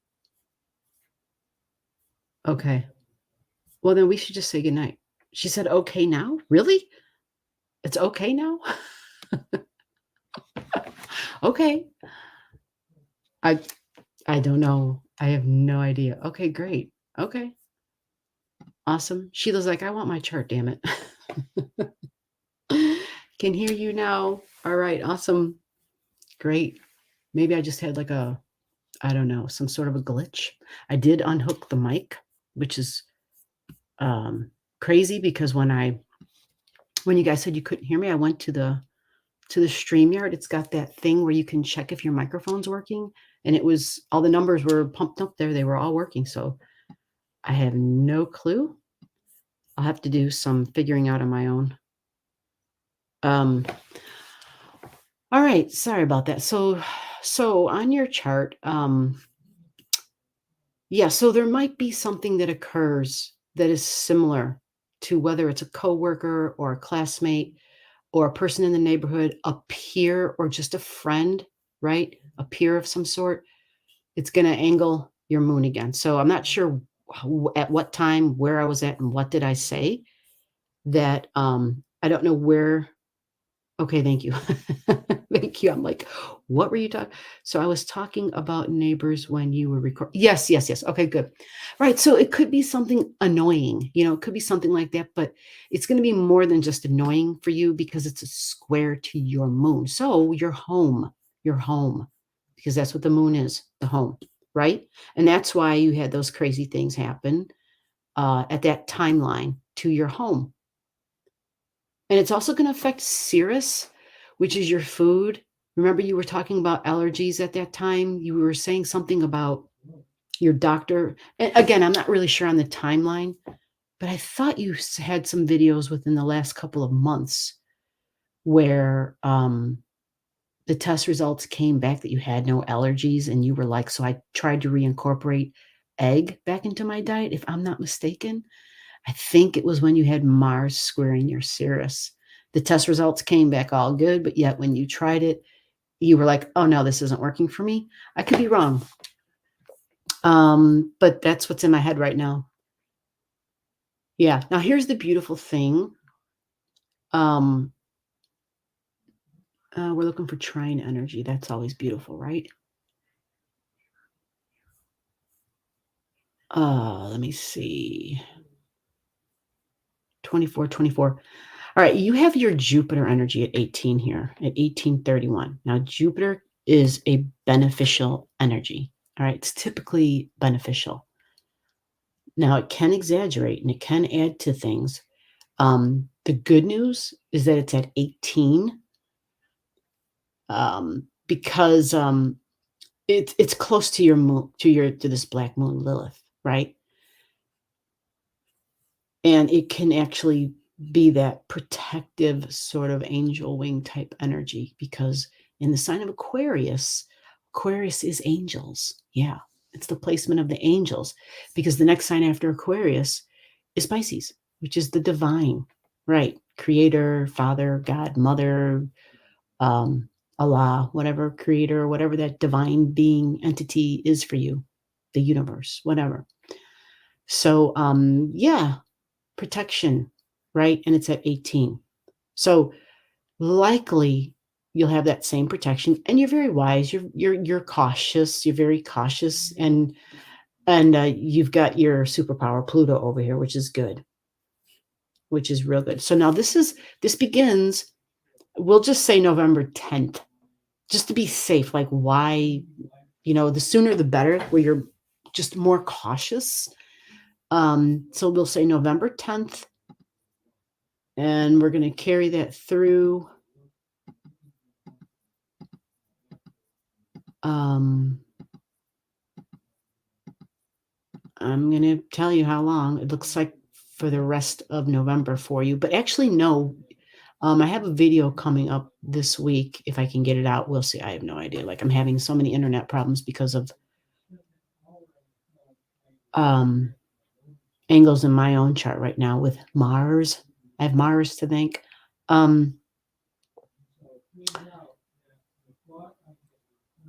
November 26th.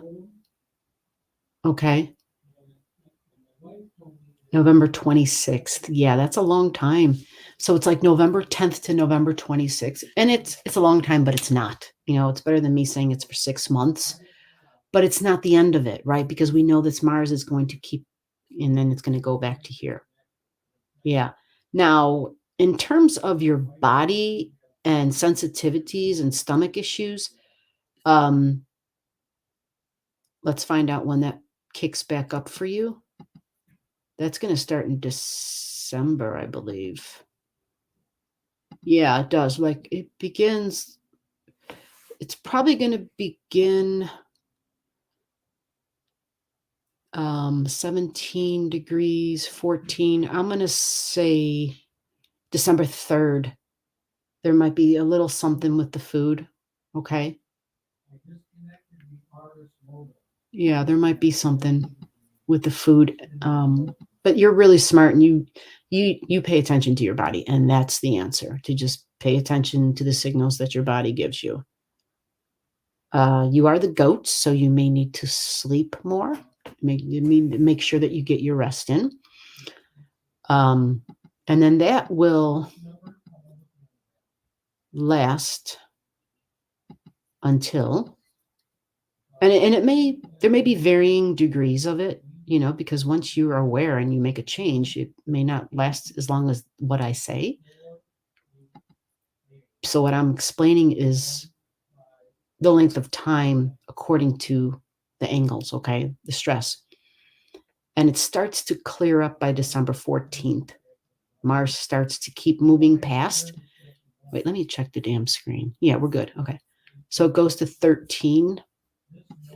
Once it's at 13, it's cleared your Cirrus. You see that? Because these are an exact square. Gemini and Virgo energies square. Okay.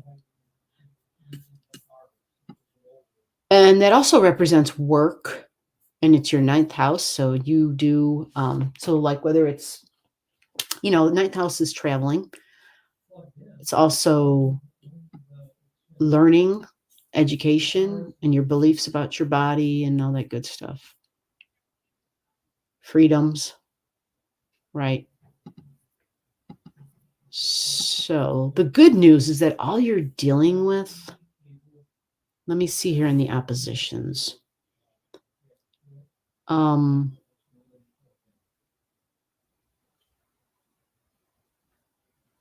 Sheila, I have a question for you. Is there a possibility when you had a difficulty, I think like whether it was the YouTuber, was it somebody far away in another country? I just realized your Mercury is in Sag, and it was part of that angle when Mars was over here at 2021. I mean, all the dates still apply, but see, Mercury and Sag, so that's a foreigner. Communication from someone that you may not be able to relate to because they speak a different language, possibly. Yeah. Wow. Anyway, I just realized I didn't look at that, and it's jumped out at me. All right, so let's keep going. So yeah, it's cleared by December, if I didn't tell you. I mean, it's cleared, but it isn't. It's cleared the Cirrus, but after it's done clearing your Cirrus, it's now Mars on your Chiron. Now, the good news is that your Chiron, it's, you don't have anything T-squaring it, which is really, really great. That's actually really good news because T-squares are really difficult. I think I'm working in the dark. Snap. I forgot to bring my other light in. Well, you don't need to see me any damn way. Oh, I'm stealing a light.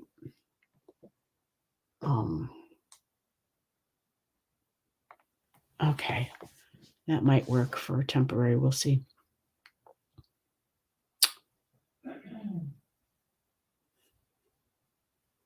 Yeah, just keep track of the dates for yourself that I'm saying.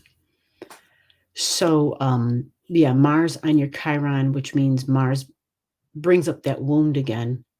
And your Chiron in Gemini, again, that's sibling energy. It's likely masculine energy. It signifies a partnership, a significant one-on-one relationship.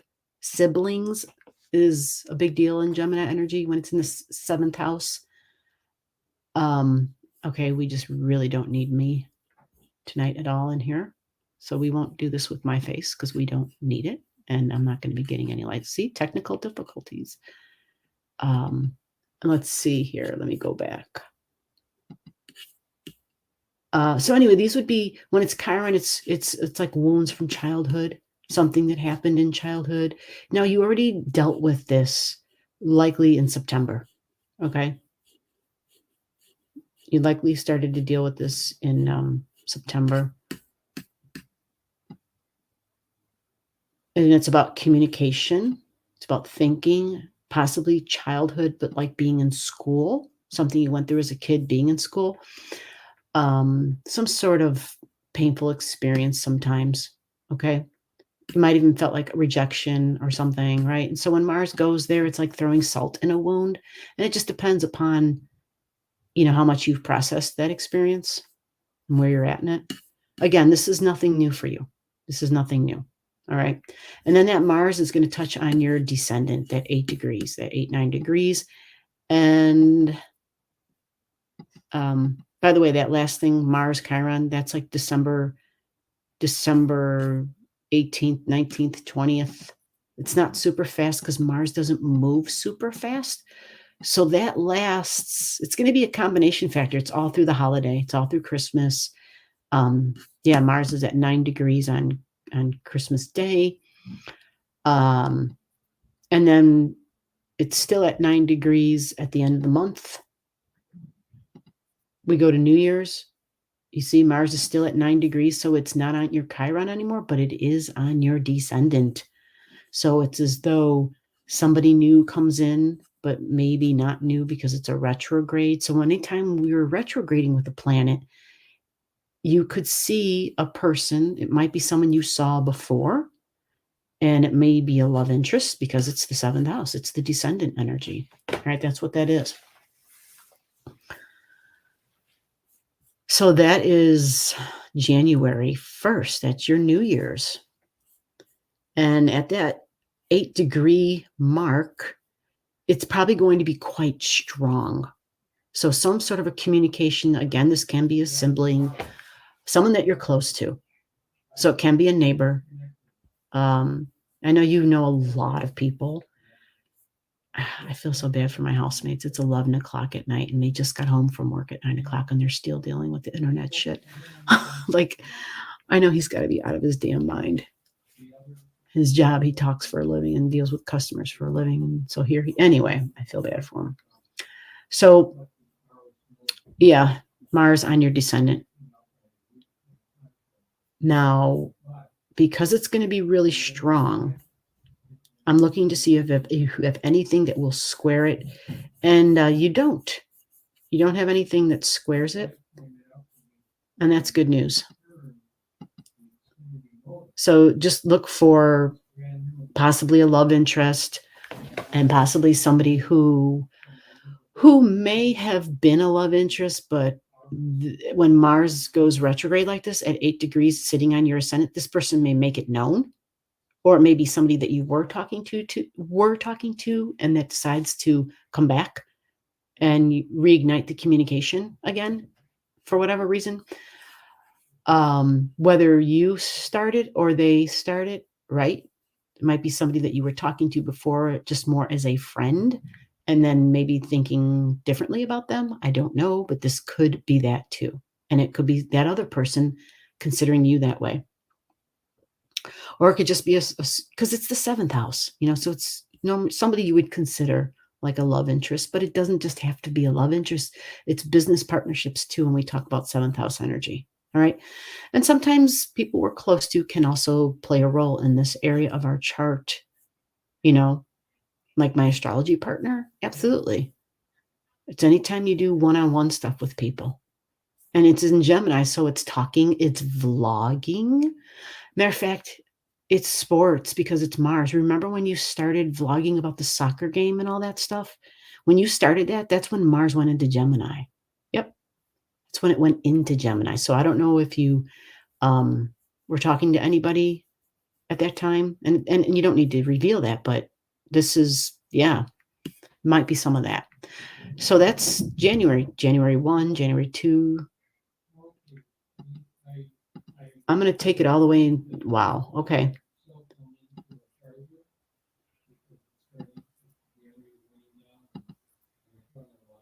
Mars is still retrograding here.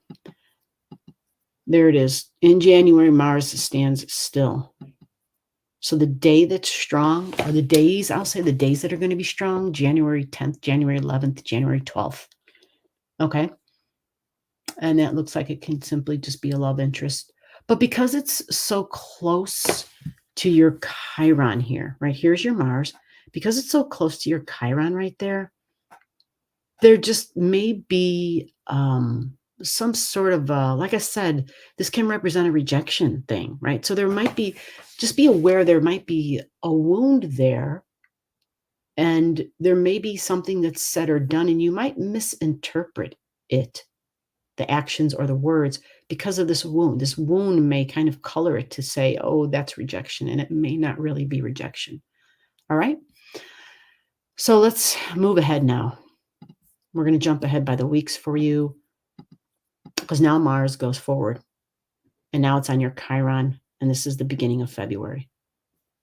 End of January, beginning of February, Mars is on your Chiron again. Okay, so again, it's going over that spot. All right. So the last week of January, beginning of February. And Mars stays at that 10 degrees. Yeah, until like February 6th. All right.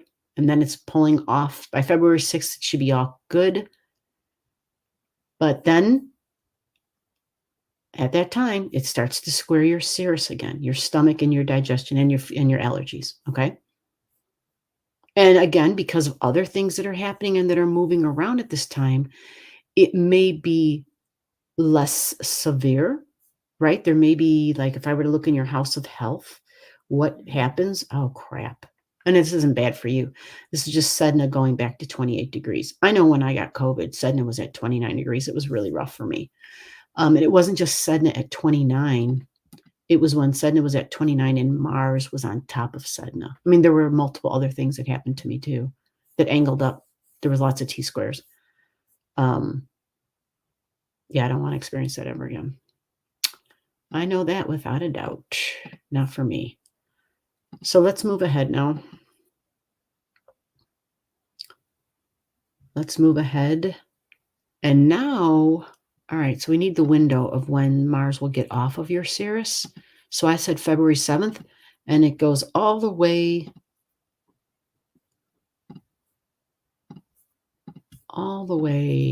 until February 18th. All right, so you've got like 10 days there where that Mars is going to angle that. All right, and then it's going to move on. Thank God.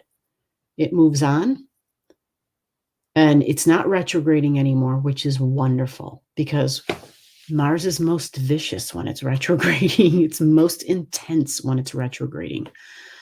So it's the rest of 2022, right?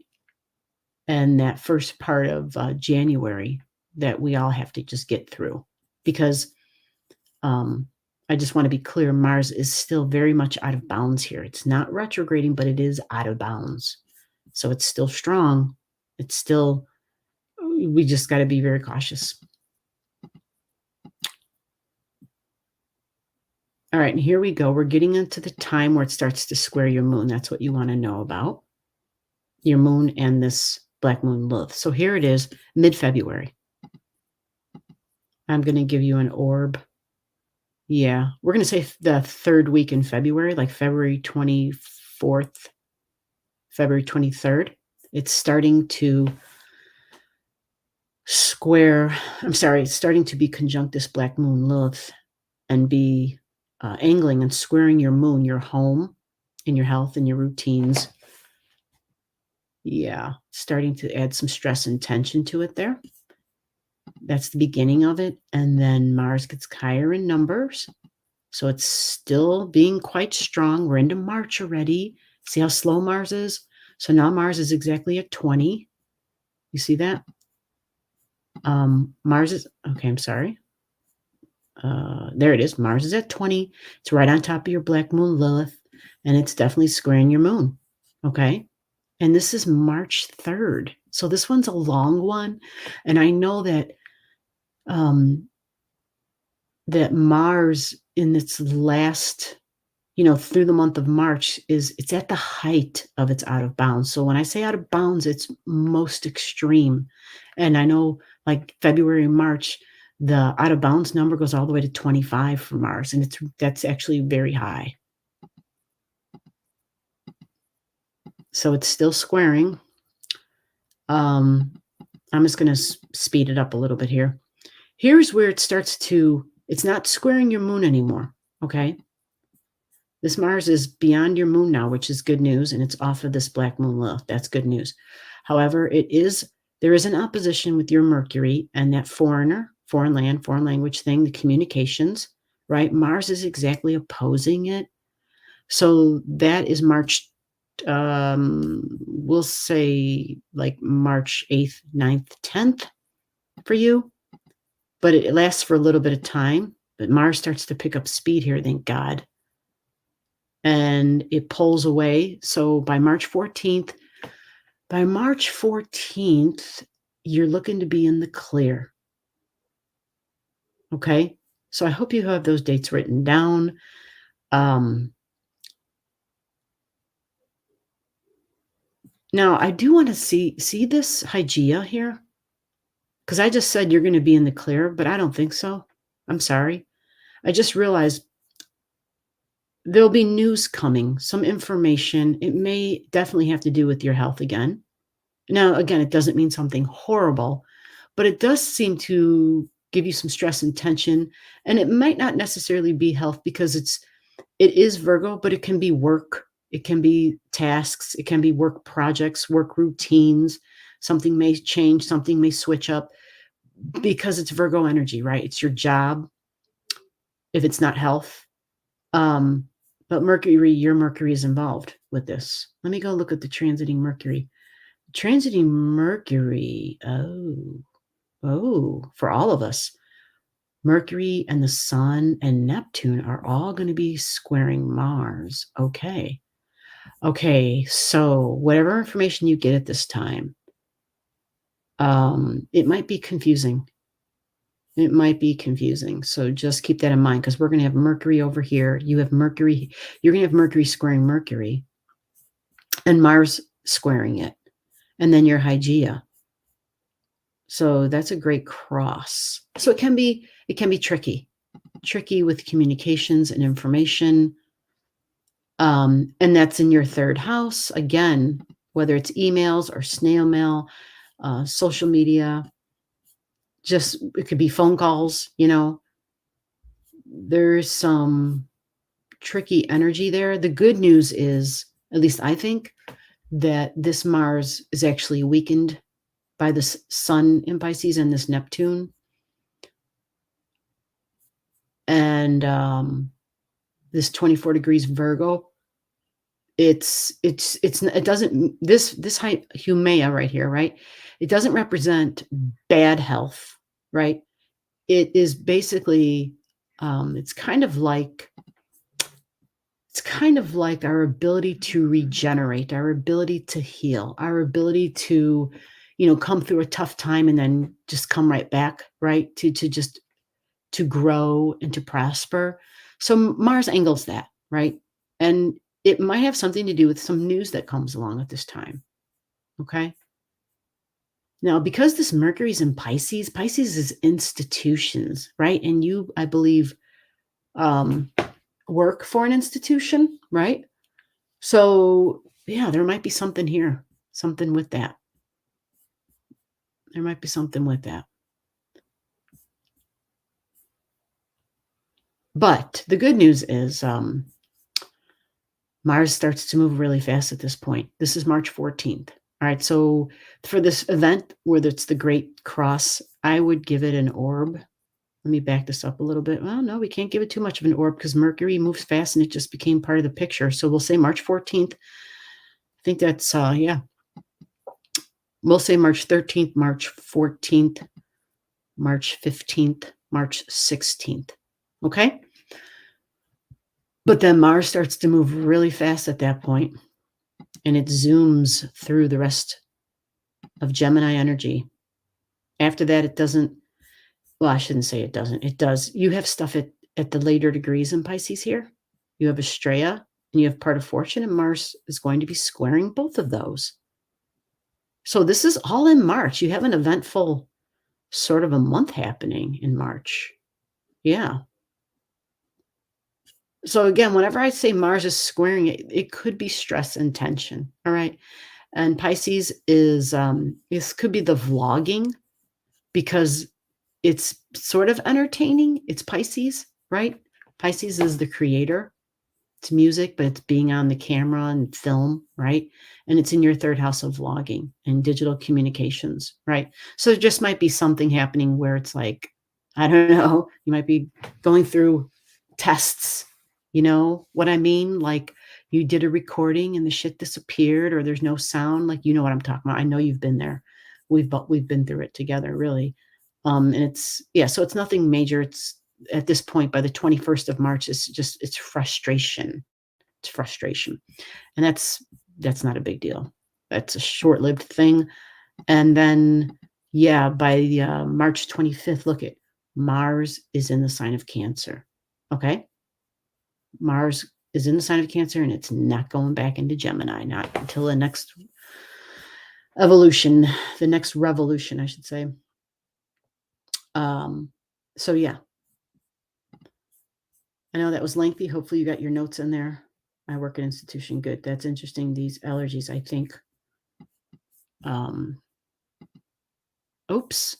Yeah, I'm sitting here in the dark. Let me do this. Wow. Scary.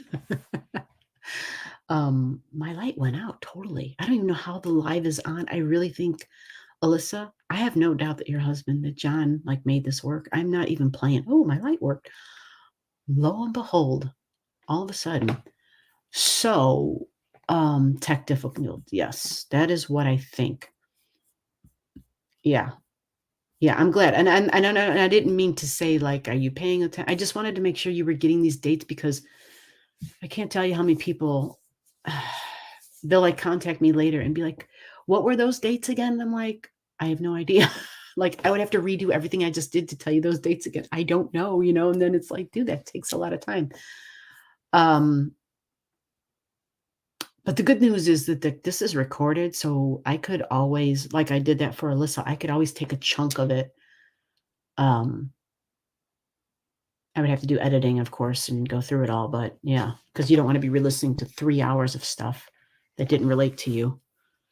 So good. Those allergies, I think I will be, you think you're going to be in Zimbabwe? So is that a visit or is that you're moving home? I mean, I know you've talked about, oh, we just lost the lights. All right, Alyssa, are you still here? She's probably like, I'm sleeping by now, damn it. It's 11:30, so Alyssa, we can take a look at your daughter's stuff. Yeah, the light's out, so yeah. So you have me with, it's really blurry. Let me see if I can go up on the lighting a little bit more. Yeah, that was my vlogging light. It's totally out. It's just, I didn't think the live was going to work tonight. I always have a backup in here, and I didn't bring it in here because I don't have the stars out. I just, yeah, I really thought we weren't going to, I might move home in January. Aha. Okay. All right. Well, you got all the dates. Can't remember January right now. I can't remember if it was a good time to do that or not, but oh, Mercury, that would be overseas going home. Oh yeah. You'd be going back to Zimbabwe. That's, yeah. Wow. She came in under a different name. Oh, did you put the phone down? You're like, oh no, the other way around. You got off the desktop or the laptop and she's like, I'm in bed now, damn it. Please please make a clip and give me the link. Yeah, I can do that. Yeah, I can just give me a little bit of time to do that because I'll have to download it and then put it into the software and at least cut it in half for you. Do you remember what time you got here tonight? That would help me with editing so that I could just find the segment and chop it off and give it to you. If you're okay with that, that would be the quickest option. She said no. Oh, meaning you don't know what time you got here? Well, you know what? I can go look at the chat and see when you showed up. How about that? I could cheat real quick. And maybe, okay, at 10 o'clock it says 10:11. Oh, you got here after an hour after we started. Holy smokes. All right, but then we didn't do your chart until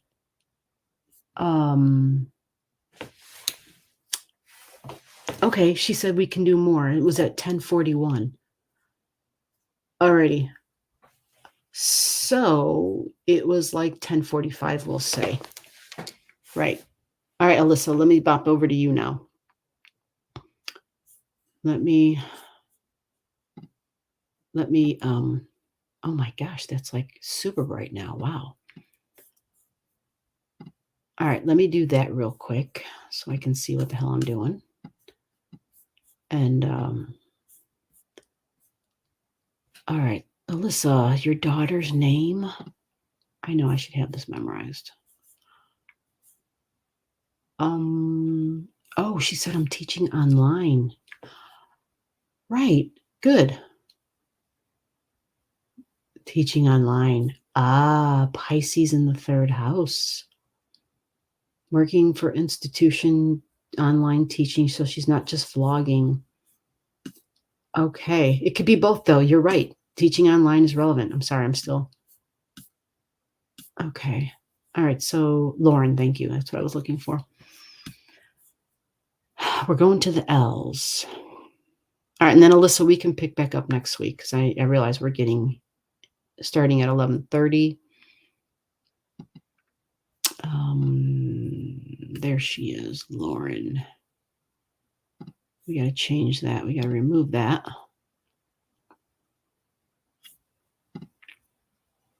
Okay. Let me make this bigger for you. Let me remove that. Okay, so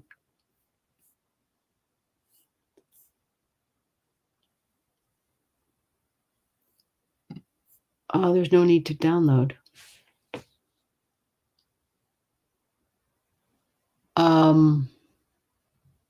Oh, I see what you're saying. You're saying to take the original and to cut the original up. Okay, I see what you're saying. All right, yeah. On your video next to that. Yeah, I've used their editor. I don't know if it's better, but I hate their damn editor. And not only do I dislike it, but then when you go back, when it's big chunks, because mine's 3 hours long, yeah, it's faster for me to download it. I can download it in 30 seconds and then just use my own editing software. I learned that, but I'll try it and see if it's a shortcut. I'll see if maybe they've improved. You are welcome. You are welcome. I mean, that's the whole point of it. It's to be helpful. Otherwise, what's the point, right? Yep. All right, so Lauren's chart. Okay, let me see what we got here. Here we go. All right, so it's been a while since I've looked at her chart. Oh, I'm wondering. Yeah, that damn Mars she knew weeks ago, that Mars weeks ago was when Mars probably crossed over her, you see Mars right there when it crossed, Mars is at 25 right now. This is today, by the way, today's outer chart, 25. And her 3rd house cusp line, school and learning, is at 23. So when that Mars hit that, is probably when she found that out. It might have been sooner because she has a Chiricle here at 21. You know what I mean? The concentration gets strong because that Chiricle then triggers her Cirrus because she finds learning. It nurtures her in a way to learn.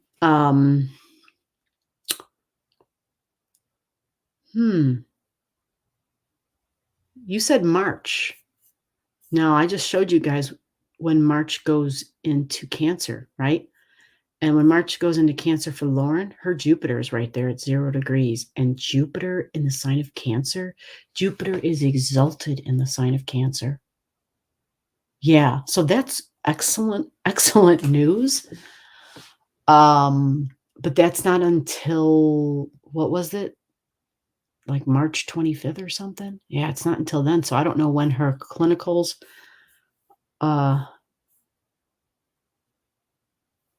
yeah, 60 seconds. See, it doesn't work for my long stuff, right? That's why yeah, you're welcome. Thank you for getting back to me, letting me know.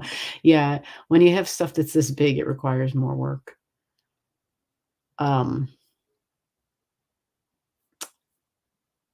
So do you remember?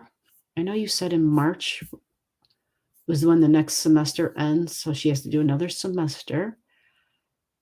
I'm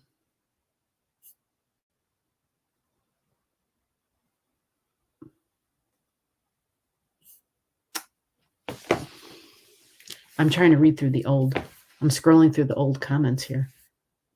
She was shocked. God, it must have sucked. I know she was shocked. I can see how she was shocked because that Mars, it was on her Cirrus.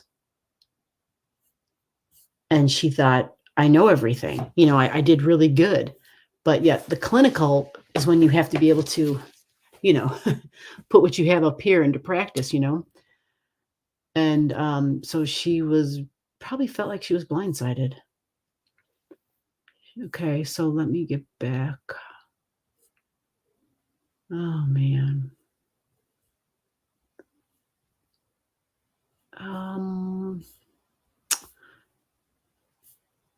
Okay, so I went too far because we're talking about, okay, you just said March. Okay, it doesn't say anything else, but it looks like she'll probably be graduating. It doesn't say a date in March. It just says March. Okay, what's going on here? There we go. I'm having technical difficulties. It would be the end of March for graduation. Well, it looks, just from that alone, that looks promising because she has her Jupiter at 0 degrees, and that's like, bam. That's good news. So here's the thing, like you just saw me do Mars's journey, right? So you know that in her chart, this Mars is going to stop at 25 and go back to 8, and then it's going to come through here again. So during this time, right, with Mars here, it's going to trine her North Node. It's going to trine her Hygeia. It's going to trine her Mercury, which again gives her, well, it doesn't trine the Mercury yet, but when Mars gets past 25 degrees, it trines her Mercury. Well, see, the thing is like this doctor, she didn't even finish the damn semester, right? He didn't even allow her to finish the semester out. But the fact that, wow. So what does it square when Mars is over here? Oh, okay. So Mars goes back to 8. It squares this. It squares her Vulcan. It's in Pisces. So Pisces is hospitals and doctors, right? Yes. And then the sun is there, someone who's in charge, right? Especially at a hospital. Could be a doctor again. That's my concern, is that she may see, even though she's changing doctors, for this time around, there's still somebody in authority, you know, and it could be you actually, but I don't think so because it's 12th house. It's Pisces in the 12th house, which would be institution, working, somebody who's in the institution, you know, and that's not you. You're not an institution, you know. So I think she'll still have that experience. I remember the concern when I looked at her chart for this recent time, and my thing was if she can stay focused. Because see, when somebody's really smart, like they know all the answers, they get overconfident. And I'm not saying she is doing that, but when you have somebody who's challenging you, you need to be on your AAA game to make them, to prove to them that you're qualified. And so she may have to really give it a go and buckle down and maybe have to, I don't know. I'm not saying she didn't take it serious. I'm not saying that. She's put in all the hard work for sure. And now the money. Yeah, that's got to hurt. Paying for another semester. Damn. Yeah. That sucks. So, nothing in Virgo squares. It's all this Piscean energy. There's nothing in Virgo because for squares it would be Virgo energy, Pisces energy, and Gemini energy. Okay, that was causing the problem with Mars. So it's all of this right here. It's 8, 11, 16, right? That's what she'll be dealing with. And then, of course, we still have slow Neptune, still at 22. And let's jump ahead a little bit here. Let's do what we did for Sheila. Mars is retrograding now. Yep. So does this mean she's not in school at all then? I mean, oh yeah, Sheila, I saw that. Yeah, I saw that. I thought that was wonderful. I actually used it already. So that is probably what I'm going to do instead of downloading. I forgot about that. I just used it the other day. I'll probably do that. I was able to use theirs. Okay, so she was also selling the house and moving in with me and finishing the divorce during this time. Yeah, there was a lot going on.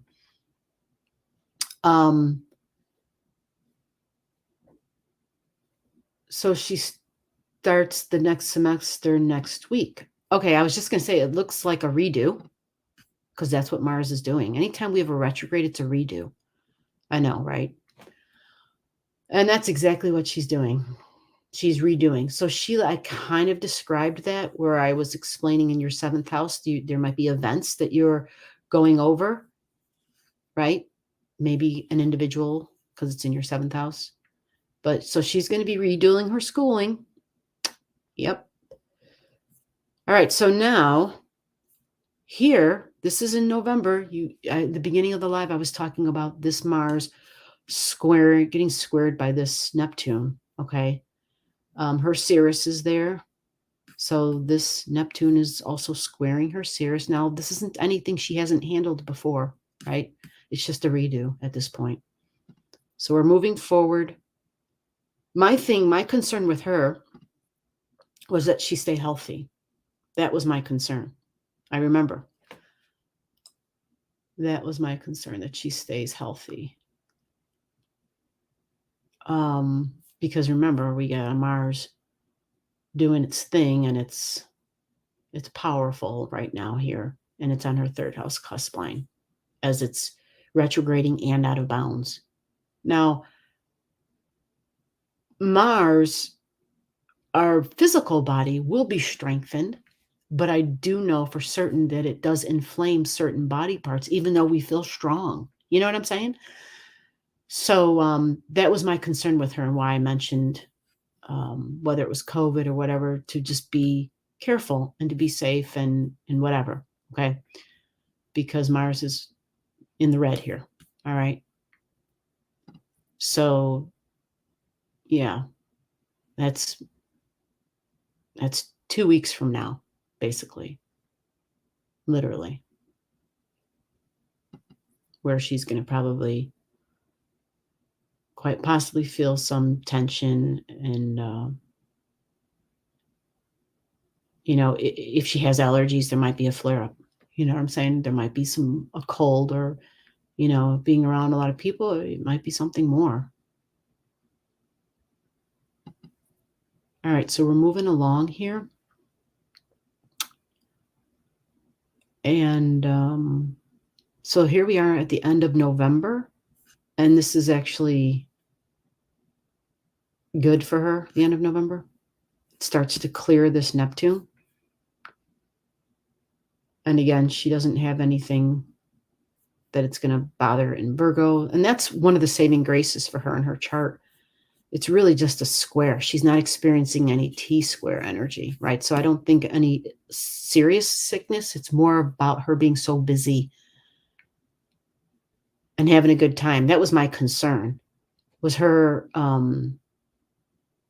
remember there was a significant other or something, dating or something, and it looked like, maybe spending a lot of time with somebody else, and that other somebody else, wanting to spend more time with her. And so her feeling kind of, like,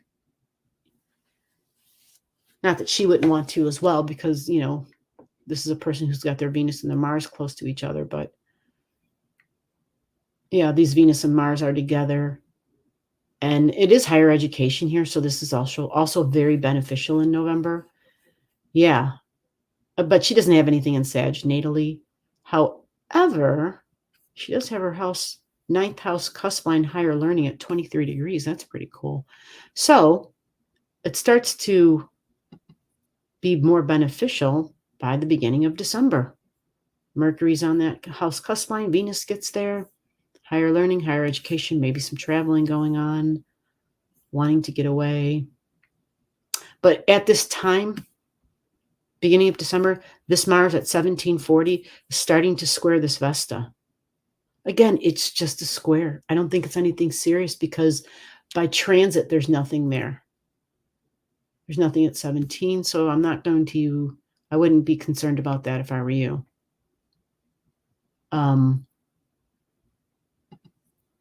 The tricky time will be when Mars gets to these degrees, when it's squaring that, that 11 degree mark, which it is right here. And so this is by December 1144.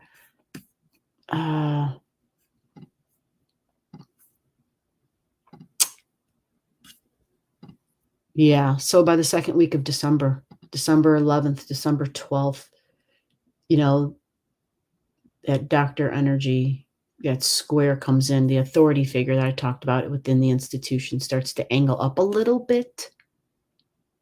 Actually, it's a lot by the 12th and the 13th. Starting to angle a lot here, because this Mars is getting support in a square way with this Estrella and this Nessa, right? And they're on her sun a little bit here. And even, White Moon Lilith is coming through. Oh, sweet. White Moon Lilith can save the day. So again, it's just a square. Squares are just like a momentary stress. But this one is kind of powerful because it's got the backing of these two on top of her sun, and this Mars is malefic and it's right there. So she's got to cross her T's. She's got to dot the I's. She's got to be like the perfect student. She's got to be able to be there and to show up on time. Again, not saying she doesn't already do these things, but when you already come in with, she's already going to come in with some points marked off automatically, because that's the challenge here. Can she come from behind and still succeed? That's what she's being asked to do. Whether she likes it or not, and whether it's fair or not, this authority figure stuff, when it comes to the hospitals and somebody over her, because of this darn Mars right here, it's challenging this. It's challenging. This is her sun, right? This is her. This Mars is asserting itself on her ability to shine in that environment. She can do it. She can do it. It's just a square. It's not even a T-square. She can do it. She just has to be focused And I'm pretty sure she will be after she didn't make it through, right? That's got to be really disappointing. I'm pretty sure she's quite disappointed. You know, I have no doubt in my mind. When you look at someone's 10th house, their goals and their careers and their ambition, and you see how she's got all this stuff there, like this shit's really important to her. We've talked about Sheila's chart, how she had a mature Venus. Look at your daughter's Venus. It's also in Capricorn, but look at the degrees that it's at. It's super mature when it comes to long-term goals and ambitions and work. It's a 29-degree Venus. It's very serious. It's very serious. Now I realize there's some other things in the chart where it's like, oh, but she's there's just a lot of things, but that Venus, yeah, she's going to be serious. Her Saturn's in the 10th, her Mars is right there at 23. So she definitely has what it takes to get through this. She just, when I see a chart like this, she's someone who may only have to put forth half the effort and be able to pass with good grades without having to try as hard as somebody else. Well, she may have to put in more effort at this time and more focus. And I'm thinking with what she just went through and that what she didn't tell you for 2 weeks, I just can't imagine that she's not going to be able to do it or that she will let herself not do it. There's no way. So she's just going to she'll do it. I'm moving ahead now. This Mars goes really slow here, but not too slow, okay? Because it's for 2 weeks. There's a 2-week time period, roughly, in December. Let me back it up again. Yeah, so it's like December 11th, December 12th, and now I'm going to go forward again. Yeah, I don't know. Is she running like on trimesters or something?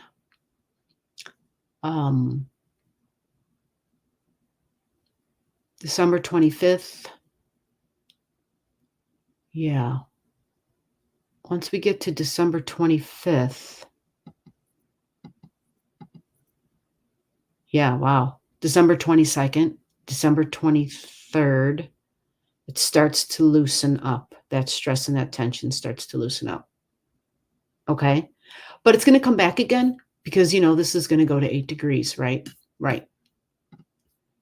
So let me get there. See how it's going forward now? It's in dark. The numbers are dark. Thank God, right? And that happened in January. So here it goes. It stops at 8. And technically, that might be a little bit of stress. I'm not concerned by it at all, actually, because this Nessa is now off of her sun. Nessa is gone, and all that other stuff that she had is gone. So it's strictly this Mars squaring her sun.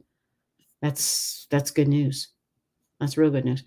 All right, so let's move ahead now. But it is, again, there is still stress. So it begins mid-January, goes all the way. We're in February already. All right. February 9th. February 9th, maybe even February, maybe even February 5th, 6th, 7th, 8th. She'll notice a difference. This Mars isn't on her sun anymore. And typically when you have Mars squaring the sun like that, as an individual, you feel likely impatient, quite feisty is the word they use, right? Yeah. So, she won't be like run down or anything, but it'll just be, yeah. She might say things that she wouldn't normally say at other times with Mars squaring her sun, and that maybe that happened. Maybe that happened with another doctor. Maybe she had a slip of the tongue. That's a possibility. I don't know. But when we have Mars squaring our sun and it's Mars in Gemini and it's a really out of bounds Mars, it can do that. So yeah, it's all clear by this point. Okay. and that's clearing her sun. But then we're dealing with what happens when Mars gets on her Cheroklo and on her Cirrus and on her third house cusp line. So here we are in March now. We're in March, and look at White Moon Lilith. It's at 23 degrees in Pisces. Wow. And this Neptune is now at 24, so it's not squaring her third house cusp line in her brain anymore. And her communication or her ability to work, her ability to learn, it's past it. It was, Neptune was creating a little bit of difficulty, but she got through it before. Yeah, this looks good here. Mars has cleared squaring things. It's not squaring anything over here. So now it's just Mars on things here. You see, it's not squaring anything here at all. You see that? There's nothing here. But even this this beautiful White Moon Lilith was sending supportive energy to this Mars, which means it might actually calm that Mars down a little bit from going off at the mouth. Because that's what Mars is when it's in Gemini. Very sassy, might say or do things it wouldn't normally say or do. This looks good. This looks good. The only thing that's tricky is Mercury, the transiting Mercury. For all of us, anytime Mercury enters Pisces, our communications and our thinking become a little blurry. All of a sudden, we don't see the details, but I'm not concerned for her because she doesn't, this Mercury will be on top of her sun, but there's nothing over here squaring it. All right. There's nothing squaring it. What is good is that we have a trine from this Pallas Athena here. See how it's in water? And this is our mind, our creative mind, Pallas Athena, our ability to think. She's like the female general. And it's trining the transiting Mercury at this time. It's trining her sun. I think it's going to trine her sun for a while because it goes slow. Yeah, so like March, as soon as March begins, this Pallas Athena is trining her sun. Yeah, this looks actually pretty good for her. Yep. I think she's going to be fine.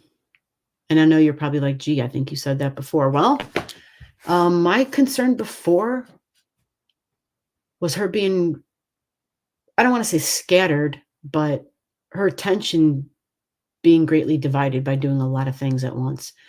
And this is a different chart. Yeah.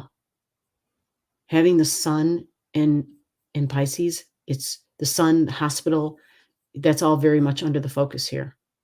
Having Mercury there, and look at even Saturn has now entered Pisces, working in a hospital, working for a doctor, working within an institution. Like, wow.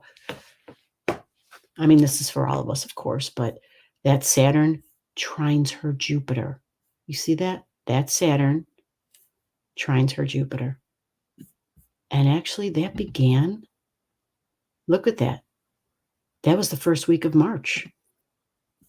See how Mercury was there at 0 degrees? That Mercury trining her Jupiter. And it's news, good news, her third house, Mercury, news, hospital, doctor, good news, trining her third house. Yeah, this looks real good. This looks better than it looked before. And then Saturn comes along, the boss, the authority figure in the hospital, trines her Jupiter. And then this Mars hasn't even touched on her Jupiter yet. Second time's a charm. Looks real good to me. Yeah. And then this Mars, yeah, by March 16th, this Mars is trining her Mercury then. I would say this is all good news because Mercury is learning. Mercury is school, just like the third house is, just like Gemini is, just like this Mercury is. What do you think about this, Alyssa? I think this looks really good, actually. This looks like someone who's definitely going to graduate. There's multiple supportive factors here, not just one or two. And then look, Venus enters Taurus. Woohoo! Venus enters Taurus. Wow. Venus brings gifts. Yes, she does. Venus works really well in Taurus energy. Well, this is good news. Yeah, I think this is good news. Let me take a peek and see if I could find anything else here. Okay, so let me back something up. See this Uranus in Taurus? This is her north node at 16 in Aquarius. These are fixed, which means they both square each other. Now, this Uranus, at this time, it's already done squaring. I mean, it's still squaring it a little bit, but it's pulling away. It's going forward. So let's back something up here because this is March 16th. Let me back something up.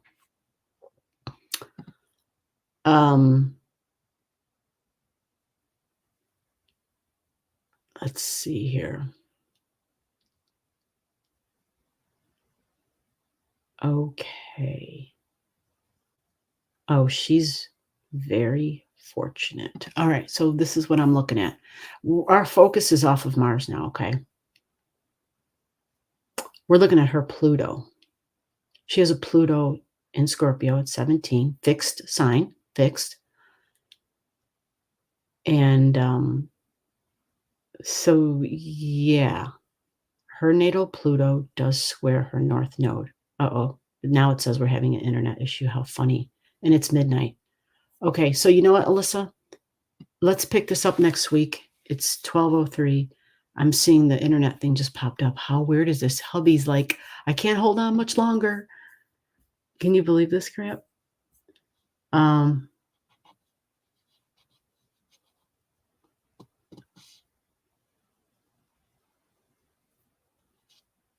well then good. Supposed to take the kids to Florida. Well, that is Sagittarius energy for sure. Okay, now the internet thing went off, so I don't know if y'all, I mean, I know it's after midnight, but I want to be able to, there's a challenge. It's not a small challenge, but see, her Pluto always squares her north node. See that? That Pluto's at 17. But the thing with Pluto is it has to actually be closer. With Pluto, we pay attention to the minutes, not even the degrees, right? Because it's so far away. So, and at this time, this Pluto, this trine, it's water. So it's trining all the watery stuff, even though it's not necessarily within orb. And I'm bringing this Pluto up, though, because this Uranus is going to try to square her north node, which is her future and her goals. Yeah. It's going to try to square that. Now, this can be an authority figure in her life. It's in her first house. All right. Somebody older. And because it's in Taurus, it could be a love interest or it could be a money thing. It's what she values and who she values. And that starts to angle. That starts to angle that north node because this planet, it's going to get higher in numbers. You know what I'm saying? It's not a huge deal because she has so much power when it comes to her goals and her ambitions. But see, like in January and February and March, it was only at 14. You see that? Here we are, January 26th, it was at 14. So it was starting to square it, right? So I think she's going to be fine because that's the only thing angling it. But what happens is when this gets higher in number, her own Pluto will have more power than the Uranus energy. It was why I kind of brought Pluto up. Because Pluto, her Pluto's like Sheila, her Pluto's very strong because it's in the sign that it rules. So, and this Uranus, yeah, this Pluto has more power. it will kind of diminish this power over here. So I'm glad to see that. But it'll start to be stressed. She'll feel that in January, February, I should say. This is going to get closer. And this can be 2 degrees away when we start to feel the stress. So we'll be feeling the pressure will be on, maybe nervous, I don't know. But, she's got a lot of support in so many other ways. I'm really not that concerned. I'm really not. Yeah, I think it's going to be good. Because as this gets higher in numbers, it trines all her Capricorn energy. Yeah, it trines it all. I think it's really, really awesome. Okay, well, good. So you feel good about it, and you should. Like, seeing this hopefully helps you to feel confident in it. And she's supposed to have 3 weeks off. Oh, good. Supposed to end at the end of December. She's supposed to have 3 weeks off. Well, hopefully you get to have 3 weeks off then, right? I mean, I understand she needs a break, but mom needs a break. Grandma needs a break too, right? Grandma has to at least have a week by herself in there somewhere. Maybe send grandma to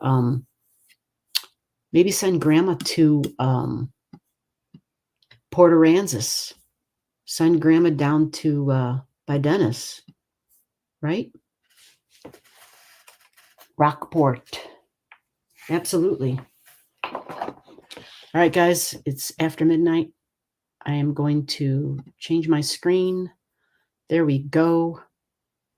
John is getting tired. Yeah, right? I believe it.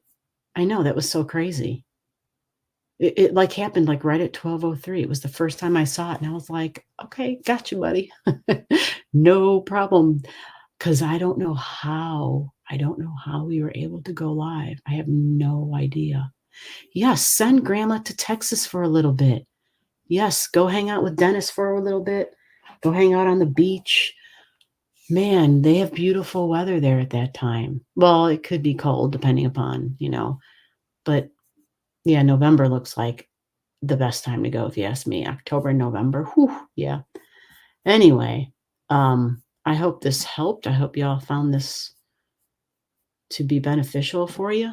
I'm glad I could be of service. I feel like I've had, since October began, like I haven't been working. I mean, I have been, for the channel, of course, and then private readings and stuff. But anytime I've been doing a live on the channel, since October, it's just been all spooky, which was good. It's a nice break.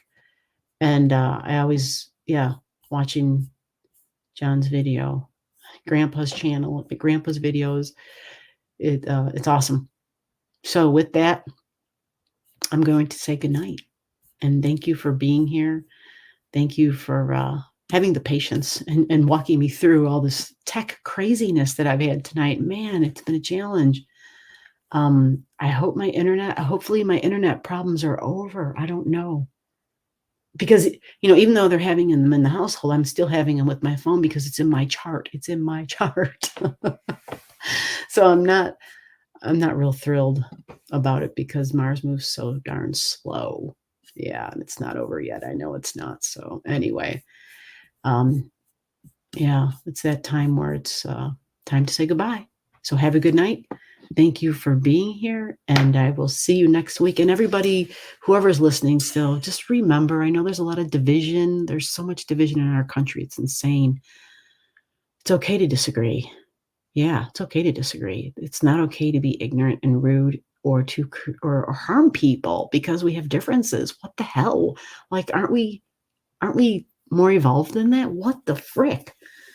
So anyway, together we're better. I'm going to say the same thing I always say. Together we're better. Thank you, everybody. Bye-bye.